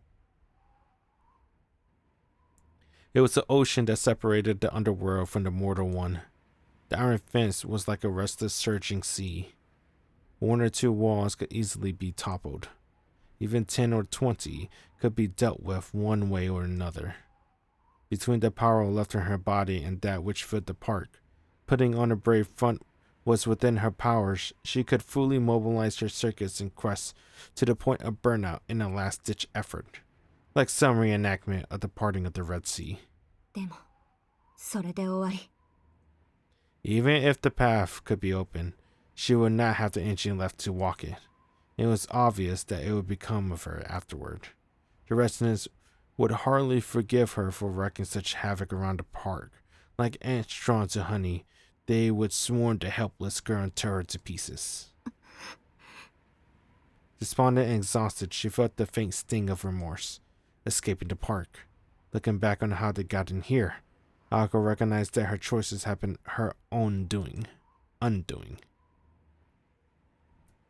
Under the golden full moon, beams of steel bent and merged like wireframe sculptures. It was only a matter of time before the amusement park itself became one colossal monster. The horde of familiars gathered in the plaza where Alice was formed an impenetrable blockade around her. And just above the head of the boy beside her, the whispering egg, called Scratch Dumpty, continued to scuffle what appeared on its surface. Aozaki. しずきくん。 The boy's voice snapped Akko out of her trance. If only for a moment, the stark reality of the situation dawned on the novice mage, the sheer hopelessness of it all, as it ripped out and snatched away any will she had to resist. ゲートに行こう。ここはどうしようもないけど、入り口ならもうちょっとマシだろう。フラットスナークだっけ？こいつにもルールがあるって言ったじゃないか。なら、これは役割の問題だ。初めから鉄柵は通れない壁だけど、ゲートなら出入り口として機能しているかもしれない。Sojiro had not given in to panic. Akko found herself honestly admiring Sojiro's ability to analyze Snark's characteristic, given the circumstances. Now calm, she steeled her resolve. そうね。確かに門はあると思う。けど、たどり着くのは難しいわ。一番弱かった焼きたてパンですら今はもうあれだもの。広場や入り口にはもっと上等なのがたむろしてるだろうし、門だってあの観覧車以上の怪物かもしれない。確か大きなキッツィちゃんだったでしょ、正門って。青崎はゲートには行かないのか。まあね、それよりこっちの方が現実的だし。Akko took another glance at the undulating iron fences. It was too late to achieve their goal and make it out alive. In that case, she decided to prioritize the other promise she had made. 今からこの鉄柵を壊すから、あなたはそこから外に出て。それで私の役割はおしまいよ。Though her words were few, her tone told the whole story. She was telling him to escape by himself. 信じられない。こんなの青崎だけじゃ壊せないだろ。私だけならね。でも今はこの遊園地が味方してる。燃料がこれだけあるんだから、私は重心になるだけでいいんだし。それでも1回が限度だから、穴を開けたらあんたには全力で走り抜けてもらうしかないけど。She would carve a path through the iron sea of fences, gambling one final effort, a great incantation to launch the biggest projectile she could manage. As an outsider, Sojiro could not even begin to imagine just how much of a burden this would be for her. All he could imagine was a hazy vision of Akko being left behind in the park. What would happen to her? Would that girl in black come to save her? Cruel as it was to imagine, he knew she would not. After Akko had exhausted her very best in order to save him, that girl would not stay in her hand. The only way Alice would let Akko off the hook was if Akko killed Sojiro as payment. And so... 20メートルぐらい離れてて、準備に手間取るけど、その卵の表面が茹で上がるまでには終わらせるから。It went without saying that this was the only path. 待ってくれ。俺を逃がすって言うけど、それに意味はあるのか。ないけど、外に出られたところでアリスから逃げ切れるとは思えないし。けどこれぐらいは最後の意地よ。守るって言ったんだから、できるところまでやらないと。Surprised by her seemingly moral stance, Sojiro saw Akko in a new light. But of course, Sojiro realized that she was not fighting for his sake, but for the sake of her pride. そうだったな。けど、それなら俺だけ逃がすのはらしくないぞ。何よ。いいから離れてて。Akko eased off just a bit. She recalled how an hour ago she had gotten the better of her. He gotten the better of her. 青崎、まだ意地を張れるんなら他のことをやろう。このお化けみたいな鉄柵を壊せるなら他に壊すべきものがあるはずだ。ないわよ。悪いけど私は目に見えるものしか壊せないの。最後まで形のない希望にすがるとか考えるのも寒気がする。いい？今はフラットスナークなんかよりこの壁を壊してあんたを足抜けさせるのが私の現実。逃げるのか。Akko was just about to turn her back on him, but Sojiro clutched her hand. His words caused something inside of her to boil with rage. It was as though someone had set her heart on fire. The surprise that pricked open her true feelings and the disappointment she felt toward herself thawed her frozen limbs. 誰が逃げるのはそっちで、逃がしてあげるのはこっちだって言うのよ。甘く見ないで。いざとなったら遊園地ごと爆破してみせるわ。そうか。ならここで俺を逃がすのは無駄だな。その気迫は本命のために取っておこう。それまでは俺も手伝うから。は？手伝う？それこそ無駄な気遣いよ。あったまきた。いいから逃げろバカ。だいたい走り詰めで息も絶え絶えなやつなんか使えないわよ。そりゃいい加減ヘトヘトだけど、そういう青崎なんか疲れ以上に傷の方が痛んでるだろ。Not to mention the injury on her back that Akko had nearly forgotten about. Even now, she couldn't ignore the pain that the automation inflicted on her spine. With iron will, she managed to push it out of her mind, ほ mostly. ら、魔術とか抜きにすれば、まだ俺の方がマシじゃないか。入り口までおぶっていくことぐらいなら、なんとか。できないことは口にしないで。もういいから言って。慣れているもの、私は。でもあなたは違う。だからいいの。The fact that they were a team, the fact that she would still have to kill him after all of this. None of the irony was lost on her as she said these words. It didn't matter anymore. Still, Sojiro didn't let go of her hand. He gripped it even harder. His expression was the same as ever. Aoko frowned, trying to figure out if he was upset with her. 確かに、こういうのは初めてだ。けど、山じゃ危険な目ぐらい合ってる。鹿に襲われたことだってあるんだぞ、俺は。As a city girl, she had no idea what it meant to be attacked by a deer, but his determination was apparent enough. True. Looking back on it now, he had maintained his composure through it all. A normal person would barely be able to talk through such panic. Perhaps growing up deep in the mountains, far from civilization, had taught him how to stay calm in the face of so much. だから信じてくれ。少しでいいから。He spoke his plain, unadulterated feelings, and released his hands. There was no lie in him. In fact, he was too honest, so much that she found it hard to believe him. Sojiro had no reason to go that far. As it stood, Aoko had no future. To confess and destined telling him to escape, why did this boy still offer to help a person like her? わからない。どうしてそこまでするの？私に付き合えばあなたは死ぬのよ。これが最後だからちゃんと考えてよね。あなたはここで逃げるべきよ。それはわかるよ。でも行かない。Sojiro answered immediately, realizing that Aoko was looking for his reason. This level of insight of Sojiro demanded a round of applause. そうすると、青崎が死んでしまいそうだ。His word was as irrational as always. だからどうしてそこまでするのよ、あんたは。She was yelling out of frustration. After thinking for a moment, Sojiro replied, それは君が好きだからだろ。simple and to the point. His face seemed to ask why she would even question him so. There was a pause, no more than 2 seconds. His surprise attack had stopped Aoko in her tracks. Alex was not only one who had an ace up her sleeve. That line reached deeper even than Flat Snark could ever hope so. All Aoko could respond with was an expression of pure shock. It was a simple, stubborn reason, the strongest kind of earth. Sojiro Suzuki was indeed incomprehensible. To be able to work unconditionally with someone who was trying to kill him. But she felt as though she finally grasped the silver of his true nature.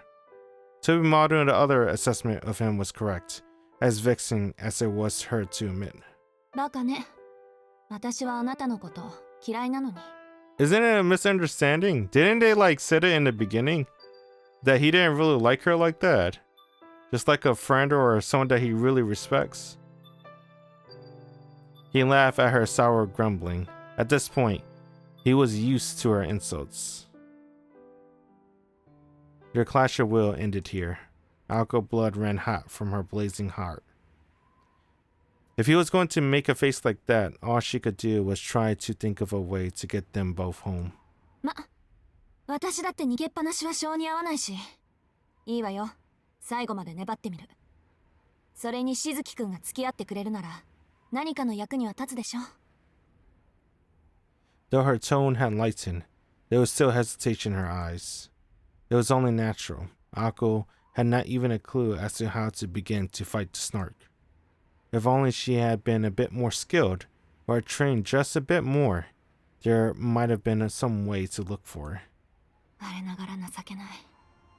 せめて正体を暴く手がかりでもあればいいんだけど。Unconsciously, she let her apprehension show. Sniveling was pointless. She would have to figure it out by herself, but... ん？なんだ、正体さえ分かればいいのか？Aiko gave him a look. I said to ask that what that was supposed to mean. いや、だからおかしなものはどれかってことだろ。 Sojiro had made a face that suggested she should have brought it up sooner. わかるのあんた。多分。いや、結構前から気になっていたんだけど。 Sojiro whispered in her ear quietly, so as not to be overheard. あ、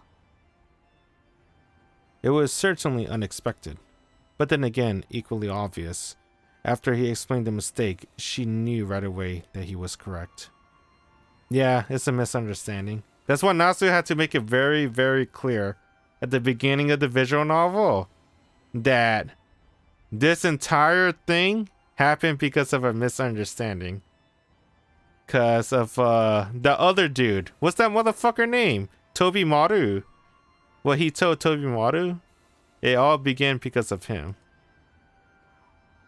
At last, she had an inkling of Flat Snark's original form, namely. But it's okay.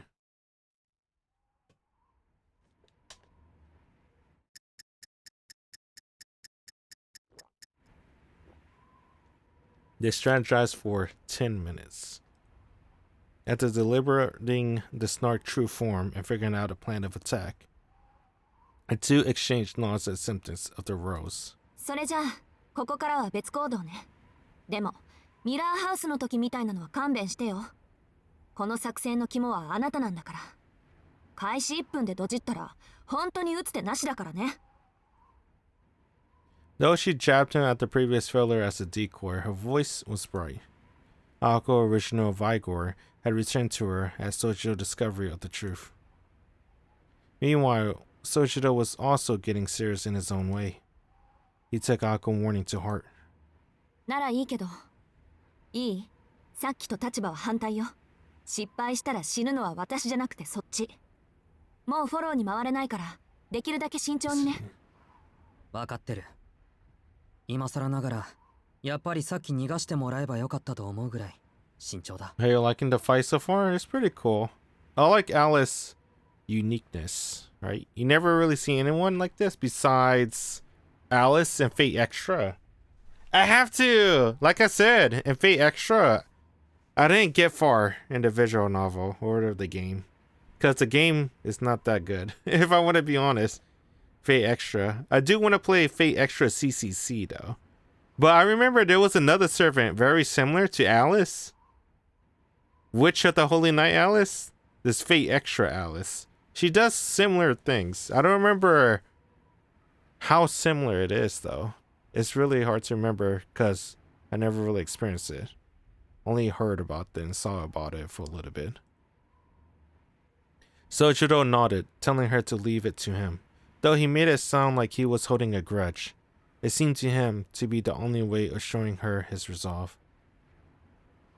Alice is just ore farming so far, but things about to go down soon. Ako let out a sigh of defeat. Once more, she couldn't figure him out. ほんと、大バカなんだか大物なんだか。でも任せた。期待してるわ、しずきくん。 Don't let me down. She had wanted to say that she believed in him, but apparently that was too embarrassing for her. Ako turned away from Sojiro and began to run. She had begun to think that maybe this change of pace was not so bad after all. It'd be funny how much Ako misunderstanding this. Yeah, it's kind of funny, but at the same time, it's kind of fucked up, in my opinion. I'm still in the beginning of the visual novel, but I kind of know how it ends, and I don't know, man. I don't know, because this is like the only one where Nasu's kind of like, wonder why he went with this direction with Ako, right? As the heroine for romance, because in Guardian Sinners there was romance there, right? And then Tsukihime, there's romance there too, with Shiki and Arc. And then Stay Night, there's also Shido and Saber.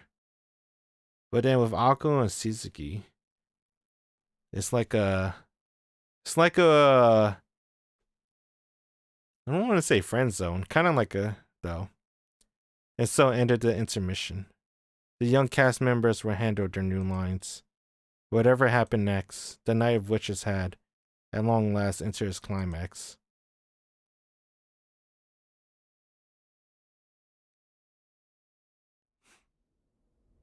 But I guess I gotta see. I gotta read the whole visual novel あの二人が to see why Nasu went with this direction. She was filled with foreboding at the Robin's report. You haven't finished the game yet? Oh, you don't know about the ending? You never been spoiled by it? That's pretty good. Because this game been out for like 10 plus years. So I already know the ending. Do you know about the ending? I don't know. You have no idea? Okay. Lips is sealed. My bad. Well, it's not my bad, but because I haven't really said anything. But yeah, I'll try not to say anything more, I guess. You don't know anything about this game? You don't know anything about Mahoyo? This game been out for 10 plus years. That's crazy. That's pretty impressive. Apparently, they had gone in opposite directions. The park residents had set off after the boy witnessed, and it would take them more minutes to capture him, so the bird said. You don't really play visual novels? Yeah, but even you don't play visual novels, I feel like Type Moon fans, they talk a lot about this, though. Because it was, like, really huge when it came out. Because it's so... This is 2012. This looks so fucking good. This is not even a remake, by the way. This is just a release on Steam. This is 2012. You know, everyone freaked out when this came out in 2000.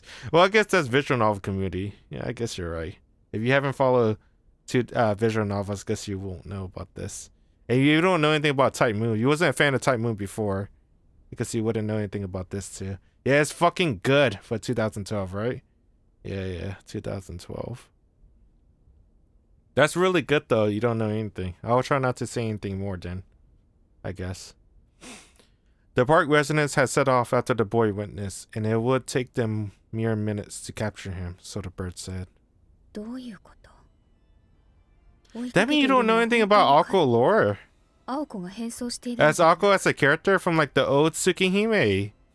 And then like all the spin-offs that she's been in. The robin flapped its wings, chirping away any doubt. I had seen them with its own two eyes. Akko was heading for the plaza, but a cocky brat was making a run for the roller coaster. 青子が彼を見捨てたですって Well, all I can say is Akko only act like this in the visual novel, in this one. This is young Akko. Older Akko doesn't act like this at all. She's like the complete opposite. そんな簡単なことならいいけどダンプテ You ィ don't は know 彼 about に the 張り付いている spin-offs, Melted Blood, or whatever. Dang, you don't know anything about Akko. Yeah, she's the complete opposite if you see her in any other series. Like, she only act like this, like Tosaka, honestly, from Stay Night, in this visual novel. The only thing you know about it is her head turned red. Yeah, she's a redhead. The robin nodded enthusiastically. I didn't know about the other birds, but with a superior night vision, I had seen that sucker clearly because she had moved to a high point. You never seen Tsukihime original, You never seen Tsukihime original true ending?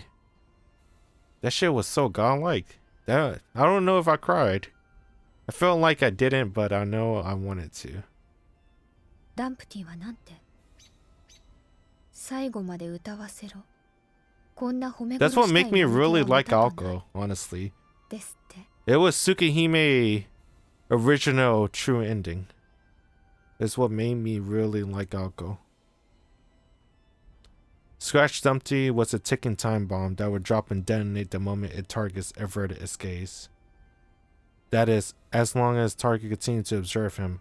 In a way, he was a gentlemanly ploy kickshaw, though Alice wished he would forego such niceties when in battle.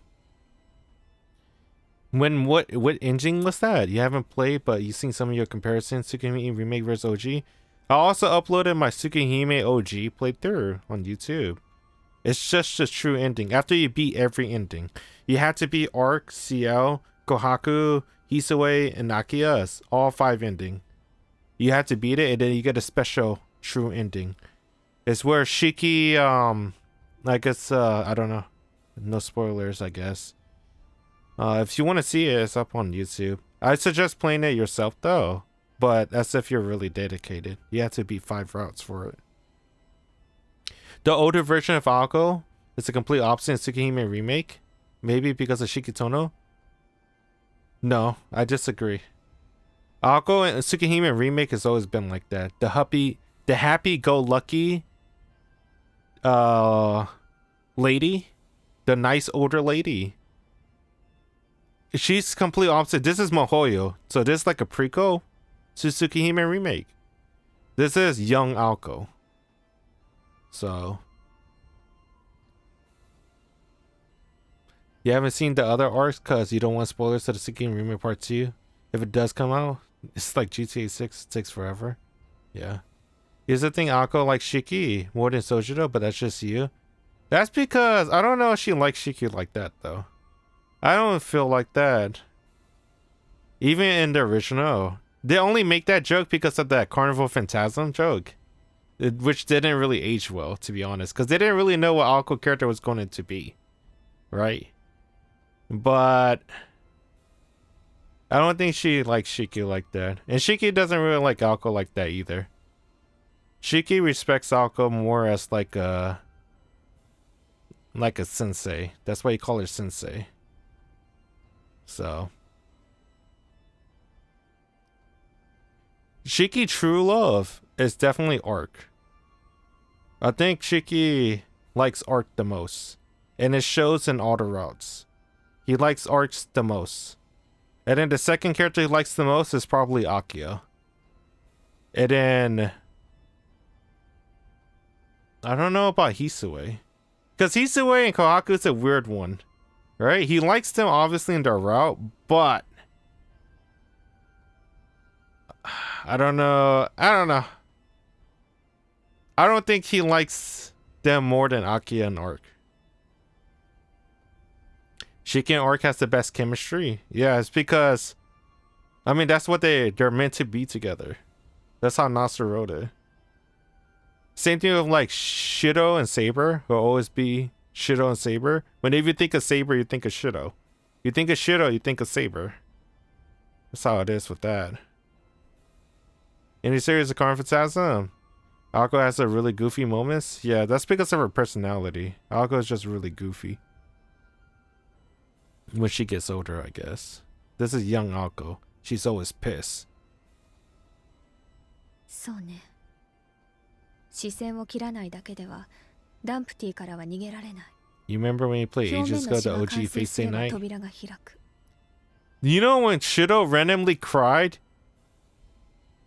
When he killed Saber in Heaven's Fields. You know why Nasu wrote that? Because he knew the viewers would cry. I cried. Right? Shido had almost no interaction with Saber in Heaven Fields. But then when he had to kill her, he fucking poured one out. He cried. He like tears. They had a moment of scene. They played the really sad song. And they were like going through like flashback. I don't remember they went through flashback, but it was a really, really sad scene. And Shido himself regretted it, right? That he had to kill her. That had to be this way. That he had to kill Saber. Even though he had like little to zero interaction with her in Heaven Fields. He just cried. And it made me cry. I was like, oh man. Because I like Saber a lot. Obviously, it's my favorite character. Name's Fruit Punch Saber. 彼がどこまで逃げようと。あと Nasu 少しで no. ダンプティが閉まってくれるわ。 Nasu fucking know, dude. He knew it. I don't know why he wanted. I wonder why he wrote that. That was really interesting, and I really liked it. People that's anime only probably wouldn't understand how impactful that scene was. That Shido had to kill Saber. Like, if you read the visual novel, she was always there for you. From fucking Fate route. That huge Fate route. Where you fought fucking Rider. Where you fought Berserker. Well, you fought Gilgamesh. You fought the strongest of the fucking strongest with Saber. Right? And in the Fate route, she was there half of the time. But then she got stolen, right? By Caster and then Tosaka. But she was there at the end with you. And there was even a secret ending with you and Tosaka together. Right? I forgot what the ending's called on the UBW row. And then Heaven Feels, she was gone. Absorbed. You didn't know what happened. And then you had to show up one of the final battles. You had to fight the person that was always there with you throughout the entire visual novel. And then you had to kill her. Damn. Damn, Face Day Night's so fucking good. Fuck. I should replay it. Oh man. Fuck. I did try to replay it, but I don't know. Damn, I should replay it though. Fuck. So fucking good. Until the park of Rather the Snark was destroyed, Sojiro would not be able to escape. You only remember about the legendary threesome? I mean, it's legendary for a reason. Which meant the larger concern was Akko. Akko had promised to protect the boy, which begged the question, where was she running to? ここにいる限り、青子の動向はつかめない。Oh. Alice looked out over the park, ignoring the robbing attempt to get her attention when its plumage. Flat Snark had nearly reached its full size. It was a different breed of beast compared to the other cheap ploys. Excuse me. To her, it was like one of the three most irreplaceable and precious familiars. そうね。 His mage 任 lore. せたはスナーク。青子が諦め I ない think it 以 was 上、 Takuichi あなたも手は抜 responsibility. かないで。 I think Takuichi convinced Nasu to wrote those H scene, and Takuichi wanted to make that legendary threesome scene. Lord fucking Takuichi. Takuichi-sama. You can thank him for that. Alice remained where she was, with the same historical mirror under the troll under the bridge, and the poison-clawed reptile. Flat Snark was one of Alice's ultimate ploys. By the way, if you don't know who Takuichi is, he's basically like the co-founder of Type Moon. He's the guy that does all the illustrations. Well, at least the main titles of the Type Moon series. So, he's the illustrator. She was placing her trust in his reputation and ability. It was really bad. He's the head artist? Head artist is an understatement. Just think of him as a co-founder of Type Moon, right? Because he also put his ideas out there for Nasu. So he told Nasu to, hey, I want to make this scene. Can you write it? And then he'll make the drawing. So him and Nasu pretty much helped build the story together. That's how I see it. And also, his favorite character is Saber. I don't know if that's obvious, but because his favorite character is Saber, he will find a way to make Saber and everything.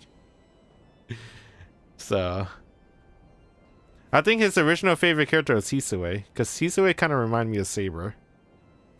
But then he just really fell in love with Saber and Stay Night. That he was like, alright, this is the only character I'm going to draw from 20 years from now. And it is, so, alright. Respect.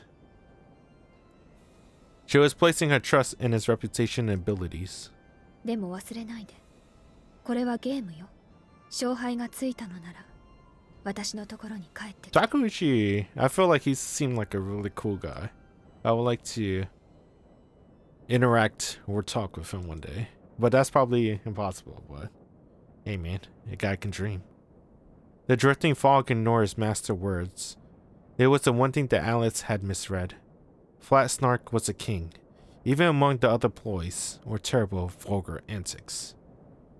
Death to the defeated, gruesome tragedy to the vanquished. It found no pleasure unless it brought about dramatic ruination of life and wealth. The Saberverse? Yeah. I'm surprised he didn't make a saber face in Mahoyo. Right? Because Mahoyo technically is Nasu's first work in high school. But it is kind of a rework when they released in 2012. So not Takuichi could have snuck one in, but he didn't. I wonder why. The fog billowed like wicked laughter. After all, only a king had the right to decide the fate of the vanquished, and its snark greed could not be contained. Thus, it hadn't even the slightest intent to play fair despite its master's order.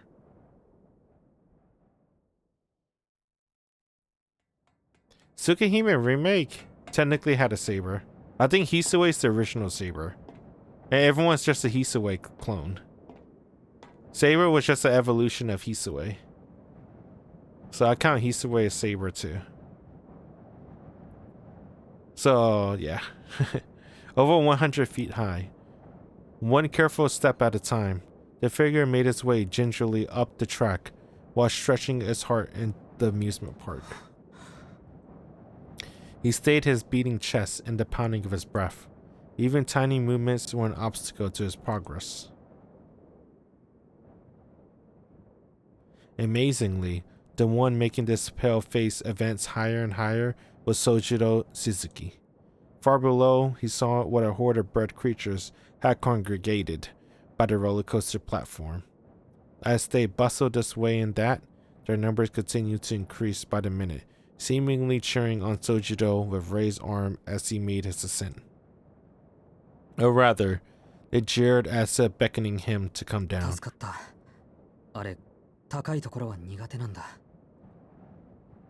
Of course, neither did Sojiro, but his current state was the lesser of the two evils. The only thing that followed him now was the floating egg. After heaving a huge sigh, Sojiro bent forward a bit and climbed on the track, then climbed towards the heavens. 150 feet now.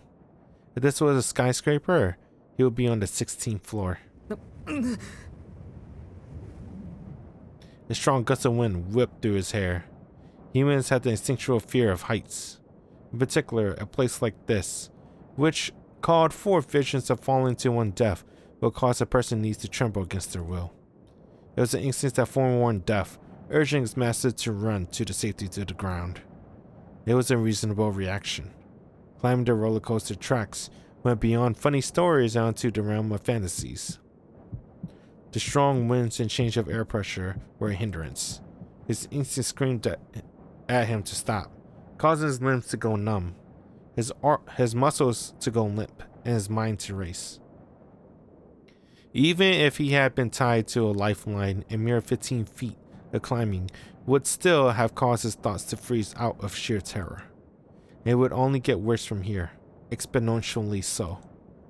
Every foot forward increased the load on both his mind and his body by another degree. The burden of his mind notwithstanding, he carefully measured the toll on his body with every step.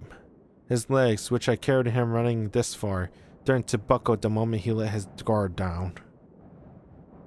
His fatigue was likely why Ako had stressed that Sojiro Ro was far more dangerous than hers.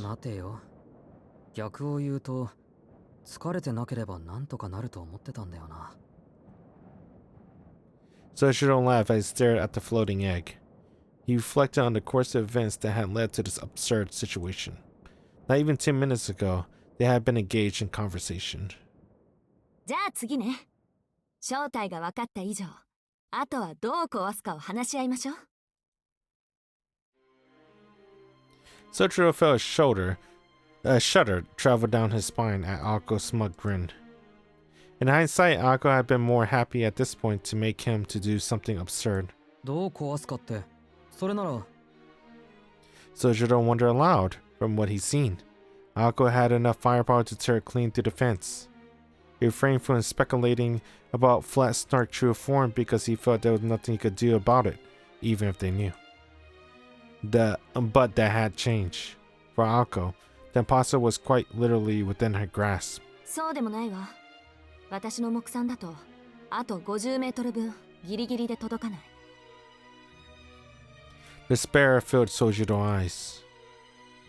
Ako lifted her hand to her long hair and with magically charged fingertips, cleaned clip the clean tuft off of it? 足りない分は努力と根性ってね。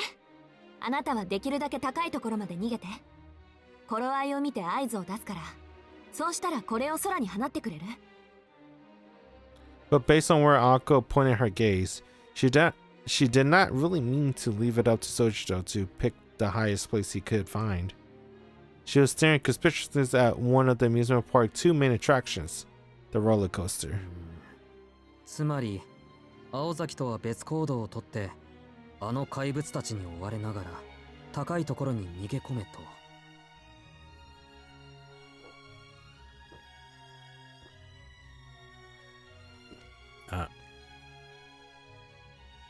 そういうこと。ほら、あのうねうね動き出してるコースターのレールとかよくない？ There are two demons in this park. Their smile made even Sojiro want to respond that was far from perfect. 疑いたくはないんだが、本当はあの子とグルで俺を遠回しに殺そうとしてるんじゃないか。あら、私に殺されるのならいいんでしょ？人の出現を悪用するのは良くないと思う。Sojiro hung his head. This was not sane. As he did as she said, he would die from exhaustion before Kissy even had a chance to eat him. 私だって鬼じゃないわ。ほら、こっち向いて。おまじないかけてあげる。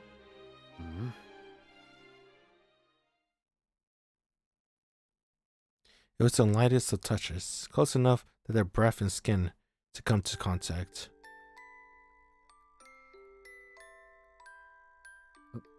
Oh. Before he finished with a hushed voice. For one of them, it was rather a mundane magecraft. For the other, it was a head-spinning, intimate ambush. 軽く、弱く、うまく、早く。チクタクチクタク、急げや急げ。I wonder how he wrote these, or think of these spells. Words that could not be produced by normal larynx, carrying a peculiar weight to them, reverberated against his eardrums. If words were given colors, these words had been the color of her name, blue. Sojiro, exhausted body and burning blood, gently cooled. 飛ぶ、泳ぐ、駆け抜ける。チクタクチクタク、汽笛を鳴らせ。星はいつでも北の空。どこまでも、いつまでも。In reality, it took but a few seconds, but a sudden contact had felt a little longer. よし、暗示成功。成功したはず。ここまで手応えがあったの初めてだし、アリスの小言もたまには役に立つじゃない。A very merry Akko stood aside a very confused Sojiro. After he asked what the heck had occurred, she responded. 簡単な暗示よ。一時的に恐怖心を消しておいたから、高いところに登っても平気なはず。Oh. あの手の作業で一番足を引っ張るのは同様でしょ。恐怖も何も感じなければ、地上何メートルだろうと平均台とそう変わらないってわけ。He seemed to get it. It actually all sounded like Greek to Sojiro, but he accepted it as an explanation for his strange actions. And that's how he got here. やっと着いた。 He arrived at the summit of the track. From nearly 200 feet high, Sojiro had a bird's eye view of the entire amusement park. He was able to spot Akko's figure right away. In the plaza not so far from here, she seemed to be occupied with something conspicuous. Her surrounding lay still. The bread man was still busy trying to figure out how to reach Sojiro, or try and error from the roller coaster's entrance. Excuse me. They were over 300 feet away now. 汗をかくはずだ。こんなに移動したのか。The strong winter gales quickly dried the sweat of his brow, but he was drenched underneath his shirt. This much sweat was worth at least a half-mile run, not to mention all the scares he had experienced throughout the night. でもよかった。あとは合図を待つだけだ。he felt a wave of relief. But not at the thought of Akko destroying the Snork in this nightmarish park. He was simply happy that he could repay a bit of his debt from this house of mirrors. Oh, that's the signal. A blue bullet rose from the plaza where Akko was located. Sojiro stood atop of the tracks, put out the pouch he had stored in his pocket, and tossed it forward. Without any regard of his questionable footing, he gave it a mighty overarm pitch. The small pouch drew a parabolic curve in Akko's direction, quickly becoming untied in midair. Inside the bag was a lock of her hair, in a small stone weight. Akko had said, but it was Sojiro's effort that set the plan in motion. The tuft of hair remained airborne, drifting as if watching over his owner. Sojiro's job was done. What remained concerned about was the egg hovering over him, but there was nothing he could do about it. Sojiro breathed a sigh of relief and leaned toward to watch the rest of the plan unfold, but then... In the corner of his eye, he thought he spotted something familiar approaching Akko.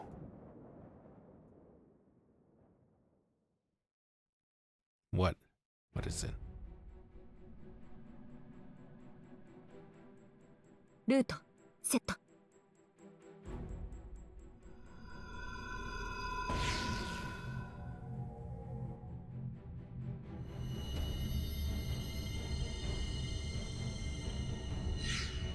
ディレクト1層2層予備に3層魔力提供体現に固定循環よし射角よし術式安定大まかよし。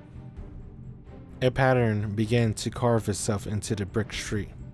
The casting of an unprecedented incantation with unprecedented range. Keeping the rising tension contained within her chest, the fledgling mage snapped her fingers. ツアープランスターマイン。 She kneeled at the center of the formula and raised her head to the night sky. Not even a glimpse of the transmogrified fantasyland around her entered her vision now. Only one thing, one untouchable thing was reflected in her blue eyes. 実はずっと気になっていたことが。 Here's how the conversation started a few minutes prior. Sojiro began with a simple statement of fact. In truth, it really was the simplest of discrepancies. Any difference between the reality of an hour ago and the illusion of the present were both infinitesimal and infinite. 雲があったから勘違いしたんだろうけど。 It was hiding in plain sight. Too impossible to be real. Too outlandish to be here.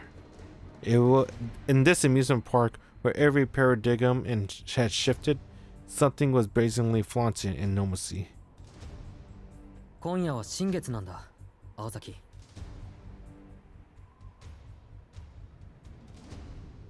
The moon? 思えば初めっからその形だったものね、あんた。 Oh, fuck! The distance from the Earth to the moon was 238,900 miles. If it was true, it truly was identical to the actual moon, and this monster indeed lived up to its eerie reputation. Wait, she's gonna shoot the moon! At a distance that vast, they would have been no need to hide. It flaunt its true form for all to see. If it had to hide its true form, that meant it was vulnerable. The monster camouflage implied that it sat within the human reach of hands. Within the reach of human hands. こっちの最大射程はよくて600ってところだけど。 Oh, fuck. At this point, it was time to give it all she had. Drawing on energy surging through the park, she extended her firing arm. The hair. Her hair in the air. What's she gonna do with it? A blue firework launched into the air. Looking up at her hair dancing in the wind above, Akko reached out her right hand as if to catch the night sky. A mage-owned body made for the perfect catalyst. And for a female mage, the hair she had grown over the many years made for a particularly valuable and powerful source of fuel. to use it all, she had to do was apply her will. She locked the fingers on both her hands together and shouted, 三層展開全術式連結起動 What the fuck is this? What? She heard forth a clear challenge to bind the moon to herself. What? The mist began to whirl about in the vortex. The monster high above bore its fangs at the sight of the blue spell that appeared in mid-air. 見抜かれた。 By the time Alice had noticed the change, the hostility between Aoko and the Snark was palpable. そう。なら青子の勝ちよ。すぐに戻りなさい。 Oh, she didn't feel safe. She's gonna 確かに return. 雨雲を消したのはヒントの上げすぎだけど、それぐらいは多めに見て。スナーク The fog continued to thicken with no signs of abating. The moon that floated in the night sky could not pardon such an insolent mage. As if the Lord of the Night would bow down to such impudence. There was no sting as wrath at a challenge so flagrant. スナーク The robin swooped in to give its support, but Alice waved it away. Her gaze was fixed on the transforming golden moon. Her calls of restraint did not reach it. The fairy tale monster was beholden to nobody, and it would have no qualms on leeching its vast might upon its puny prey.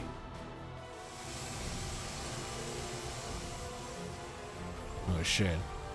The core of a magic bullet howled. The magic circuits within her body spun. Ako felt the magical energy, scorching her nerves with imaginary flame. She was linked to a formula inscribed on the ground. The spell was read and executed the same as it always was, but its output was beyond reckoning. With this much firepower, even this mundane process would invite injury upon its caster. It was enough to burn up the nerves that were acting as the barrel. でもいける The imaginary heat had reached a terrifying temperature. Ako trembled at this endless feeling. It would have grinned and bear unless their effort come to a naught. Ako could no longer move. When she had learned the Snark's true form from Sojiro, she gave up any superiority a movable turn offered, instead opting to become a stationary canyon. That was the only way she could reach it. It was impossible to hunt the Snark unless she anchored her quest at this location in Ango. At the same time, this action revealed that she was out of options.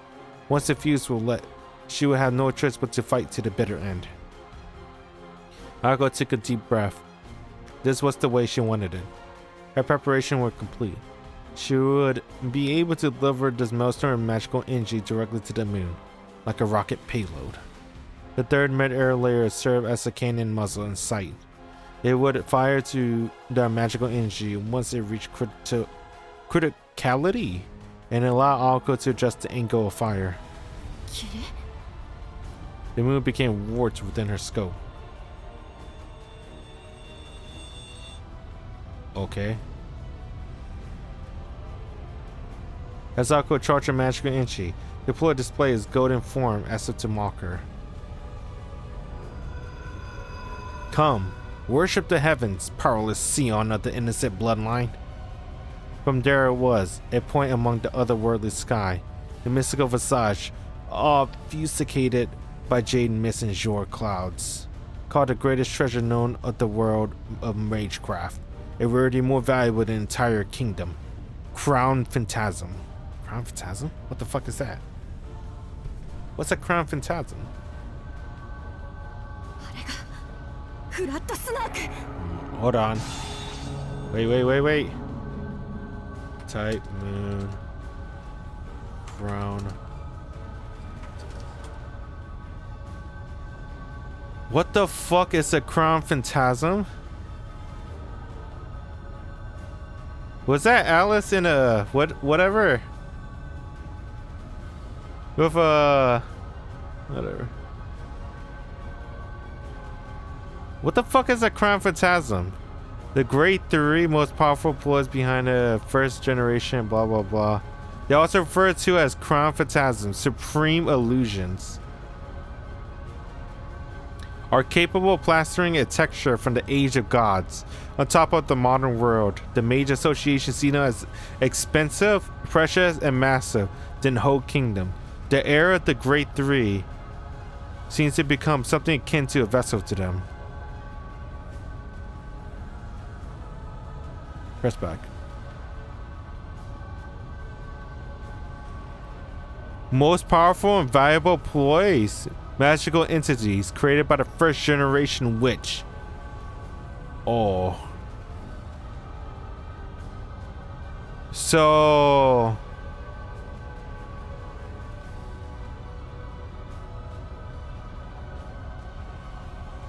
okay. Supreme illusions. Okay, I guess. That's enough for me. Hey, Nasu, can you say that one time? Called the greatest treasure known to the world of magecraft. Crown Phantasm. Okay. Set apart from the first, the world's greatest fabrication. The greatest illusion magic.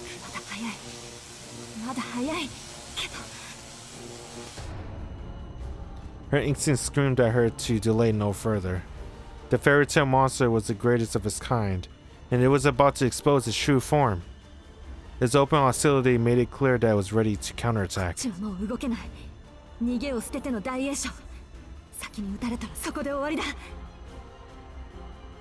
She had to shoot it down first. Magical energy was at 80%. The formula was operating normally. All that was left was to pull the trigger, but the calm voice inside her head asked if it was really okay. If she had one shot at this, there was no going back. There's a better precision, but no room of miscalculation. Even a tenth of a second of hesitation would tip the scales. Was she ready for the pain? Was she ready to deal with the fallout if she missed? Could she really have taken down the moon with such a tiny bullet in the first place? Her eyes fixed upon the moon were filled with determination. She knew that the moment she fired, the intense recoil would overwhelm her entire body. Still, she shouted.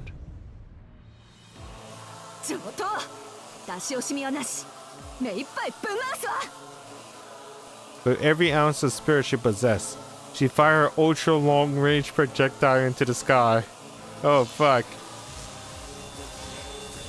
What the fuck, to the moon! To the fucking moon! The third layer embraced the magic bullet fired from the surface of the earth. The crest, an extension of Ako's self, unleashed a light to pierce the moon. However,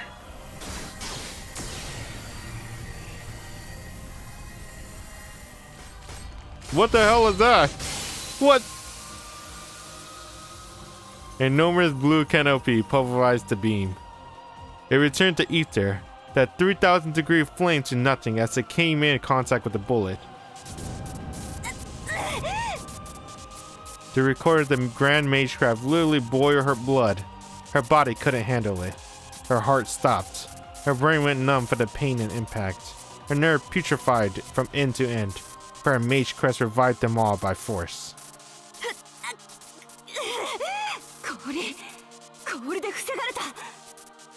Even though her vision had gone white, she could still see it. Swallowing the blood in her mouth, Ako looked up into a scowl. There it was, an enormous sheet of ice in its sneering, deformed skull.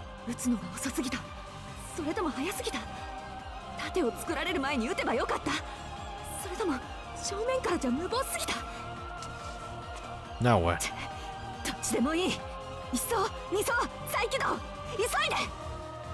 Brute force? There was no time to think or hesitate. The magical energy through the park began to gather. Ako knelt. Across from the tentacle faced the moon. She intuited that the ice had yet fully formed. Flat Snark still hadn't reached its full strength, which was exactly why.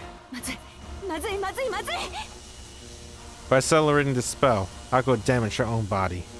The burden linking the formula to the Snark caused intense pain.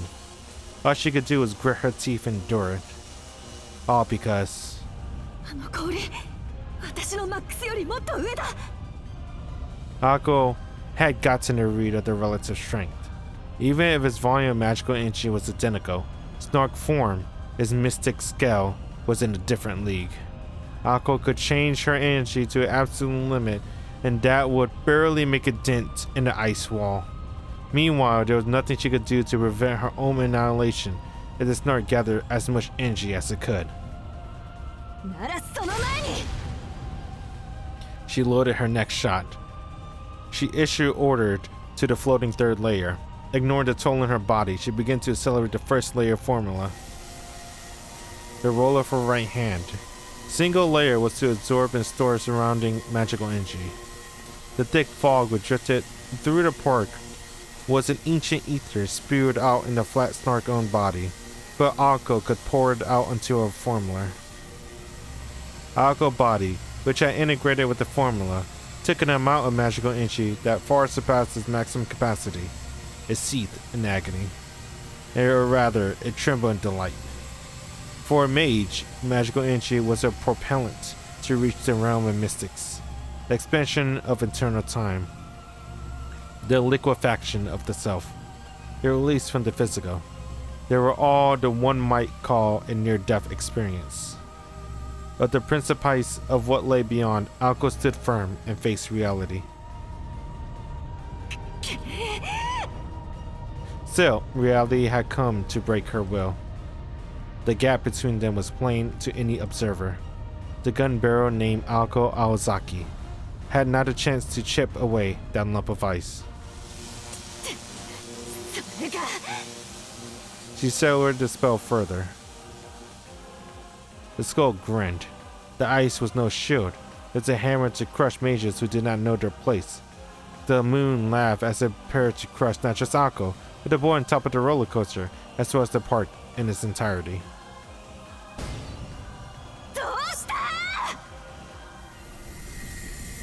Her circuits were on the verge of going critical. Her body had been charged with a scorching power supply, from her fingertip to her eyeballs. She would see the bullet fired. She would arrange the Magecraft formula as quickly as her nerves, transmission speed would allow. A single attack was not enough. There was no way to shoot it from his flank, which meant there was only one solution. What? The third layer began to transform. It switched to direct alternating current. The spell's supposed strong point is the ability to adjust the trajectory mid-flight, but right now all she wanted was numbers.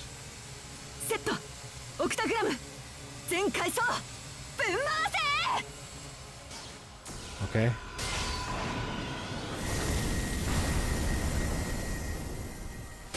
What now? What's that gonna do? 8? Oh fuck! All over the place! A blue sun shined down the amusement park. Beams of light at maximum output streaked forth to pierce the golden moon. Okay.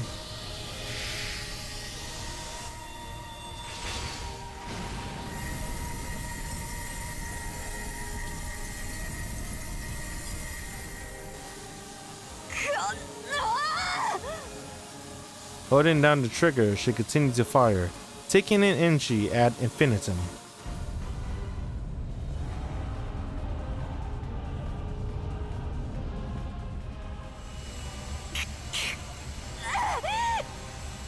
Blue flames shot forth at critical level, but the ice would never melt no more. No amount of sheer heat could make a dent in something formed from such a colossal amount of magical energy. The tunnel in her circuit sent berserk, and blood began to run free.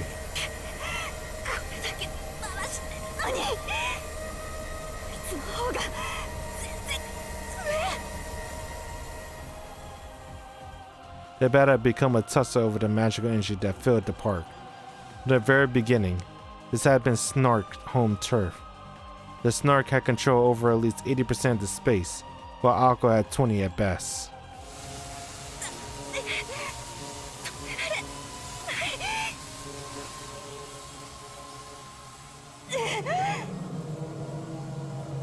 The castle of ice descended as if to call the match. All she could do was delay the inevitable. She knew that she had been backed into the wall, and right now, the only thing she could do was keep firing. Then again, perhaps not. There was another option. If she converted all of her magical energy into a defense, there was a tiny chance, no, not tiny, a great possibility, in fact, that she could save just her.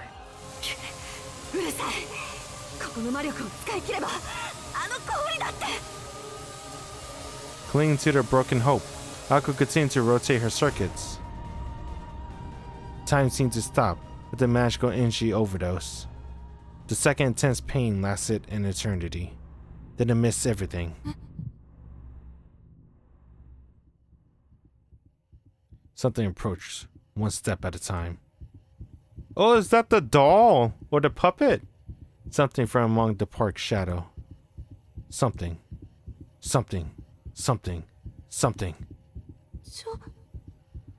She felt goosebumps from head to toe. The issue was no longer the ice overhead.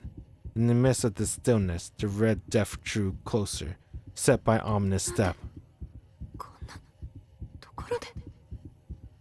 Her circuit and her mind began to rupture out of terror. The composition of a formula and so began to rip apart. There it was, just behind her. His footsteps came to a halt. It reached around and cupped her face in the blood-stained hands. Konnichiwa.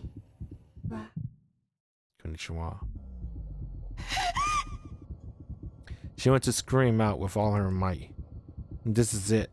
Nothing matters. I couldn't care less. Run or don't run. It doesn't matter. Quit hiding and reveal yourself. Use whatever you can and show no mercy. This was it. She had one final card to play. Once a miracle had been gifted to her, almost as a joke, it made the ice look like child's play. That was what the Red Death had come to kill. Using it would spell ruin. No matter what, not using it would mean death by ice. Then why hesitate?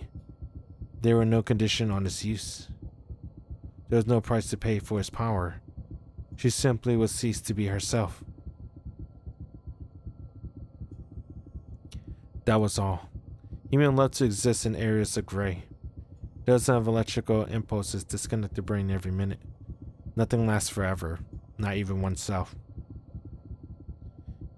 It was not anything particularly worthy of disdain. It was not anything remarkably worthy of being called taboo.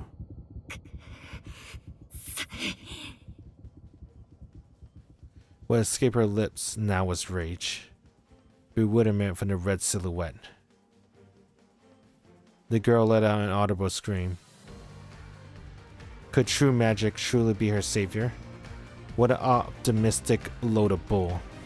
After all, to begin with.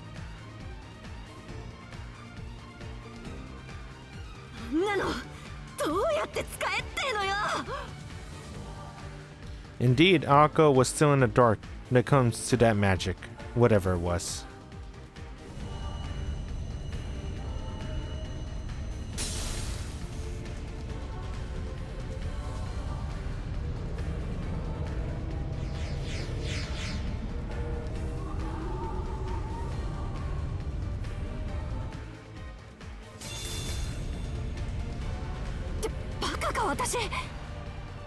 She woke from a momentary hallucination. The very illusion of breaking soul had shown her. Whining had the opposite effect on her. Her pride was now ablaze. Sojiro was right.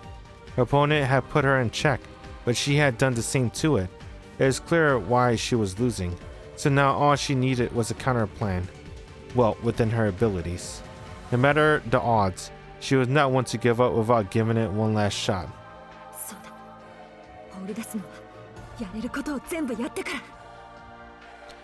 Her numb fingers clenched into a tight fist. She was betting against the house, an unreasonable gamble that should have made her question her sanity.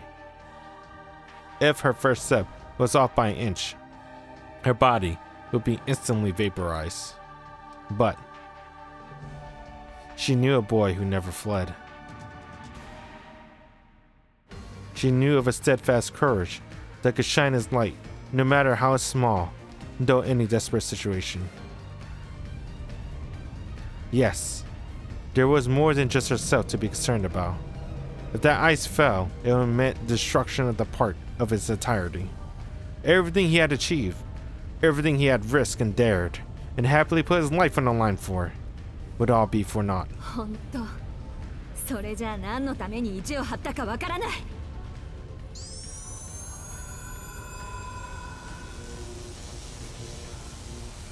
Determination and confidence surged through her like electricity. She was in no mood to be crushed by a giant sheet of ice. If she was going to lose, she would have to do so in the grandest firework possible. Ako was a sore loser. At this point, she would rather burn herself to cinders than let it decide her end.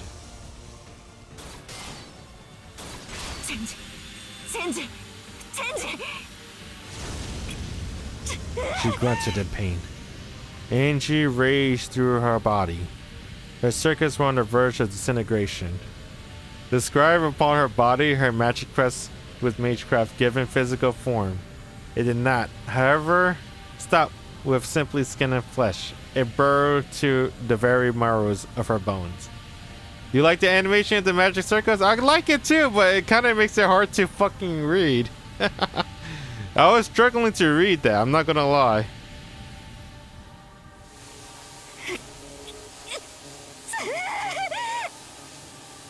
A playful smile graced her lips.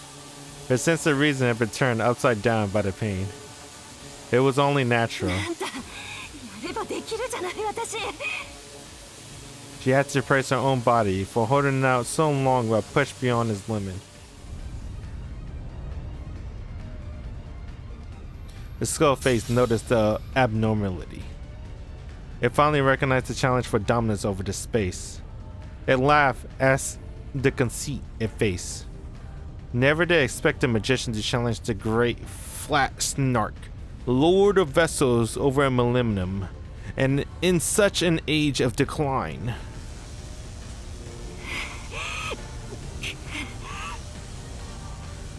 She tried to catch her breath. She braced herself for the coming pain. She was going to smash that ice to pieces. Both had access to the same amount of magical energy. One of them was greatly outmatched, but 出力装置に差があった。魔力の吸引、方針の規模で負けているのなら、単純な話、私をでかくするだけでいい。bigger is better.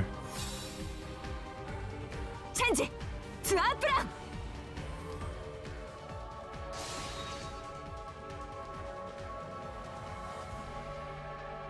Damn, dude, that's pretty fucking big. The feedback would go beyond anything she had experienced today. Quite simply, her decision went beyond recklessness. She expanded both formula to maximum size. The first layer would transform into a giant vortex, swallowing up the mist. The second layer would process it to one end and pump into the barrel. 私の想定が甘かった。撃ち落とすなんて半端もいいとこ。この場合、跡形もなく打ち砕くった。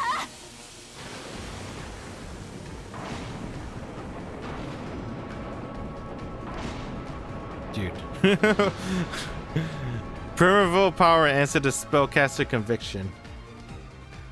Asia declined because it's less magic overall, or that magic is less powerful now. Asia declined because back then everyone was a fucking god. And everyone was a witch. Nowadays, it's less tame, obviously. And they're using the most powerful weapon is from the Age of Gods. Like this guy over here, Snark. Or whatever his name is. It's formed the pattern of a writhing serpent. Voiceless magical power, a fluid banner of revolution. Why is Akko so OP? Well, from Alice's point of view. Or at least the way Alice says it. Akko is so OP because she's just naturally gifted. I guess that's to sum it up. Now look upon the earth, O vulnerable one.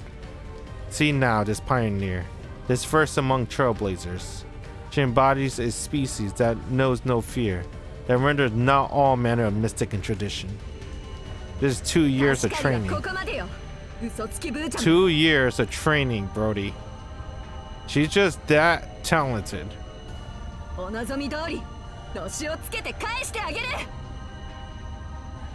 the newest magician commands the principles of consumption and extinction.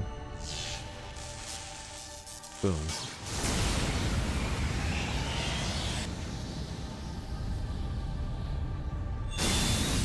Yeah. Man, she built different. That's all you need to know. She's just built different. A barren bullet of love melted through the castle of ice. The barrel held fast. Her control of magical energy was divine. 100,000 miles in veins, equal to 2.5 times the circumference of the earth, hungrily drank into the magical energy. The subsequent magical strike hurtled straight up at the moon. Oh, he could fucking, what the fuck? He could change position? No. Death rose from the moon's surface. The cry and dignitary echoed through the abandoned park. Reality was burned into the eyes of the creature of fantasy. To Akko, its vain struggle was a taste of victory. Victory despite her absolute reckless use of magical energy. The energy scales have been tipped to the breaking point, but nevertheless in her favor.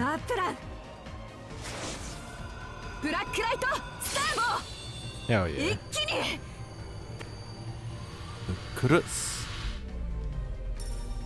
What? Hey man, they gotta redo Melty Blood.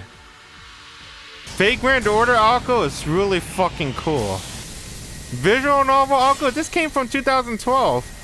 Why can't Melty Blood Akko and Type Lumina, that came out in 2021, right? What the heck? Shatter. I guess it's kind of hard to put this in a fighting game, right? That's why Fate Grand Order could go crazy with Akko. Because it's just like RPG animation, JRPG's animation. And they can go crazy. They got the budget. The skyscraper is scattered into atomized dust. The island, its unattainability extolled, had swallowed whole the despair of many of its many challengers. Long had it proudly eluded mankind's intellect. It's gonna blow up the moon. Dude, she fucking hit the moon. How did she do that? Yet now Azure missed bemoan his demise. You never played the Fate games? Aren't they all just shitty gacha games? You never played one Fate game. There's Fate Extra, Fate Extra CCC, Fate Extella. That's all in the same series, the extra series. And then the Extella spin-off or sequel, the Fate Samurai. And then this Fate Unlimited Codes. Am I missing anything besides that? Fate Coliseum. There's so much Fate games. There's so much of them. Besides the obviously Fate Grand Order one. In the sky, the icy canopy crumbled. The snark hunting bullet jumped over the moon. Its throes of death sounded like a roaring sea, reverberating across this fairy tale land. All it is like gachas? No, none of them was gacha except for Fate Grand Order. The one that I just named. They're all legit games. The battle was over. The thick fog dissipated and the shattered ice melted away before it hit the ground. The lethal bullet unseated the Night King from his throne, affording him no time to grieve his loss. Are they good?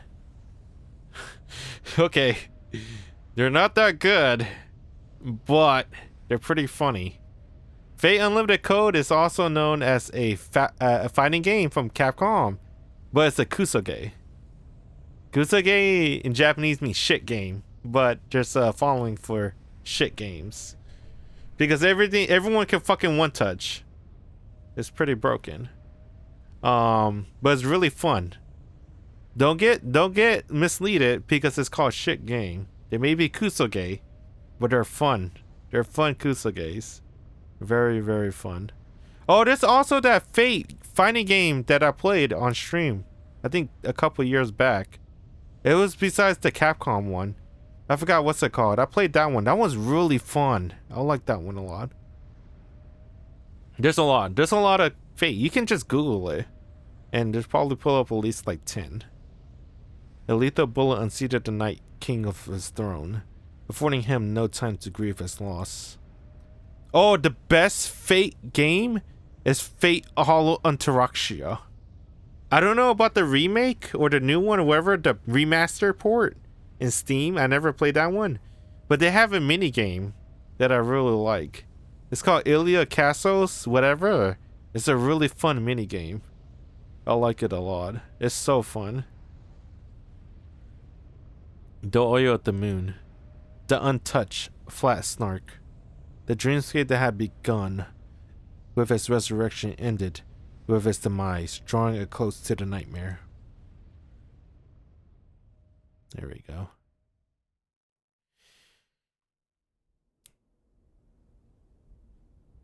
Let me drink some water. Oh man. うわ、さすがに無茶だ。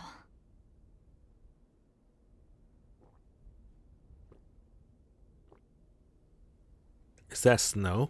What is that? Hollow Interaction is a visual novel. It's a visual novel, but it has a lot of mini games. I think it has like 2 or 3 mini games. At least in the original one. I don't know about the remake. Or, it's not a remake. What's it called? Remastered? Whatever, the Steam port. I don't know if the Steam port kept the mini games, but I think it added mini games. Or replaced it. I don't know. I gotta look into it. But Hollow Interaction has mini games. Like really fun mini games.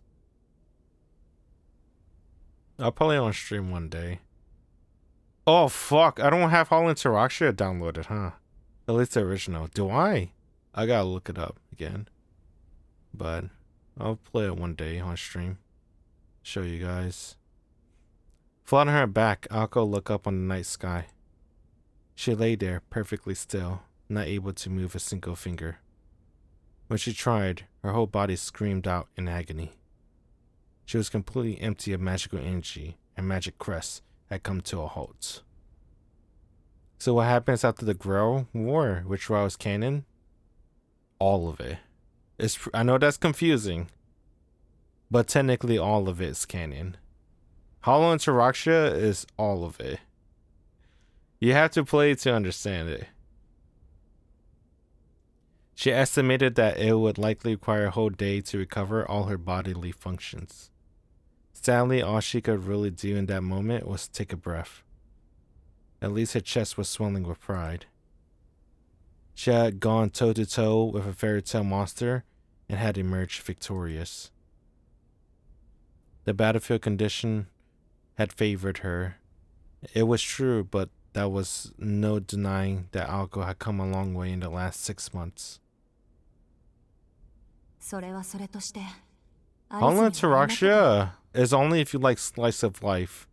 If you don't like slice of life, if you don't like the Fate cast characters just living their lives, you won't like it.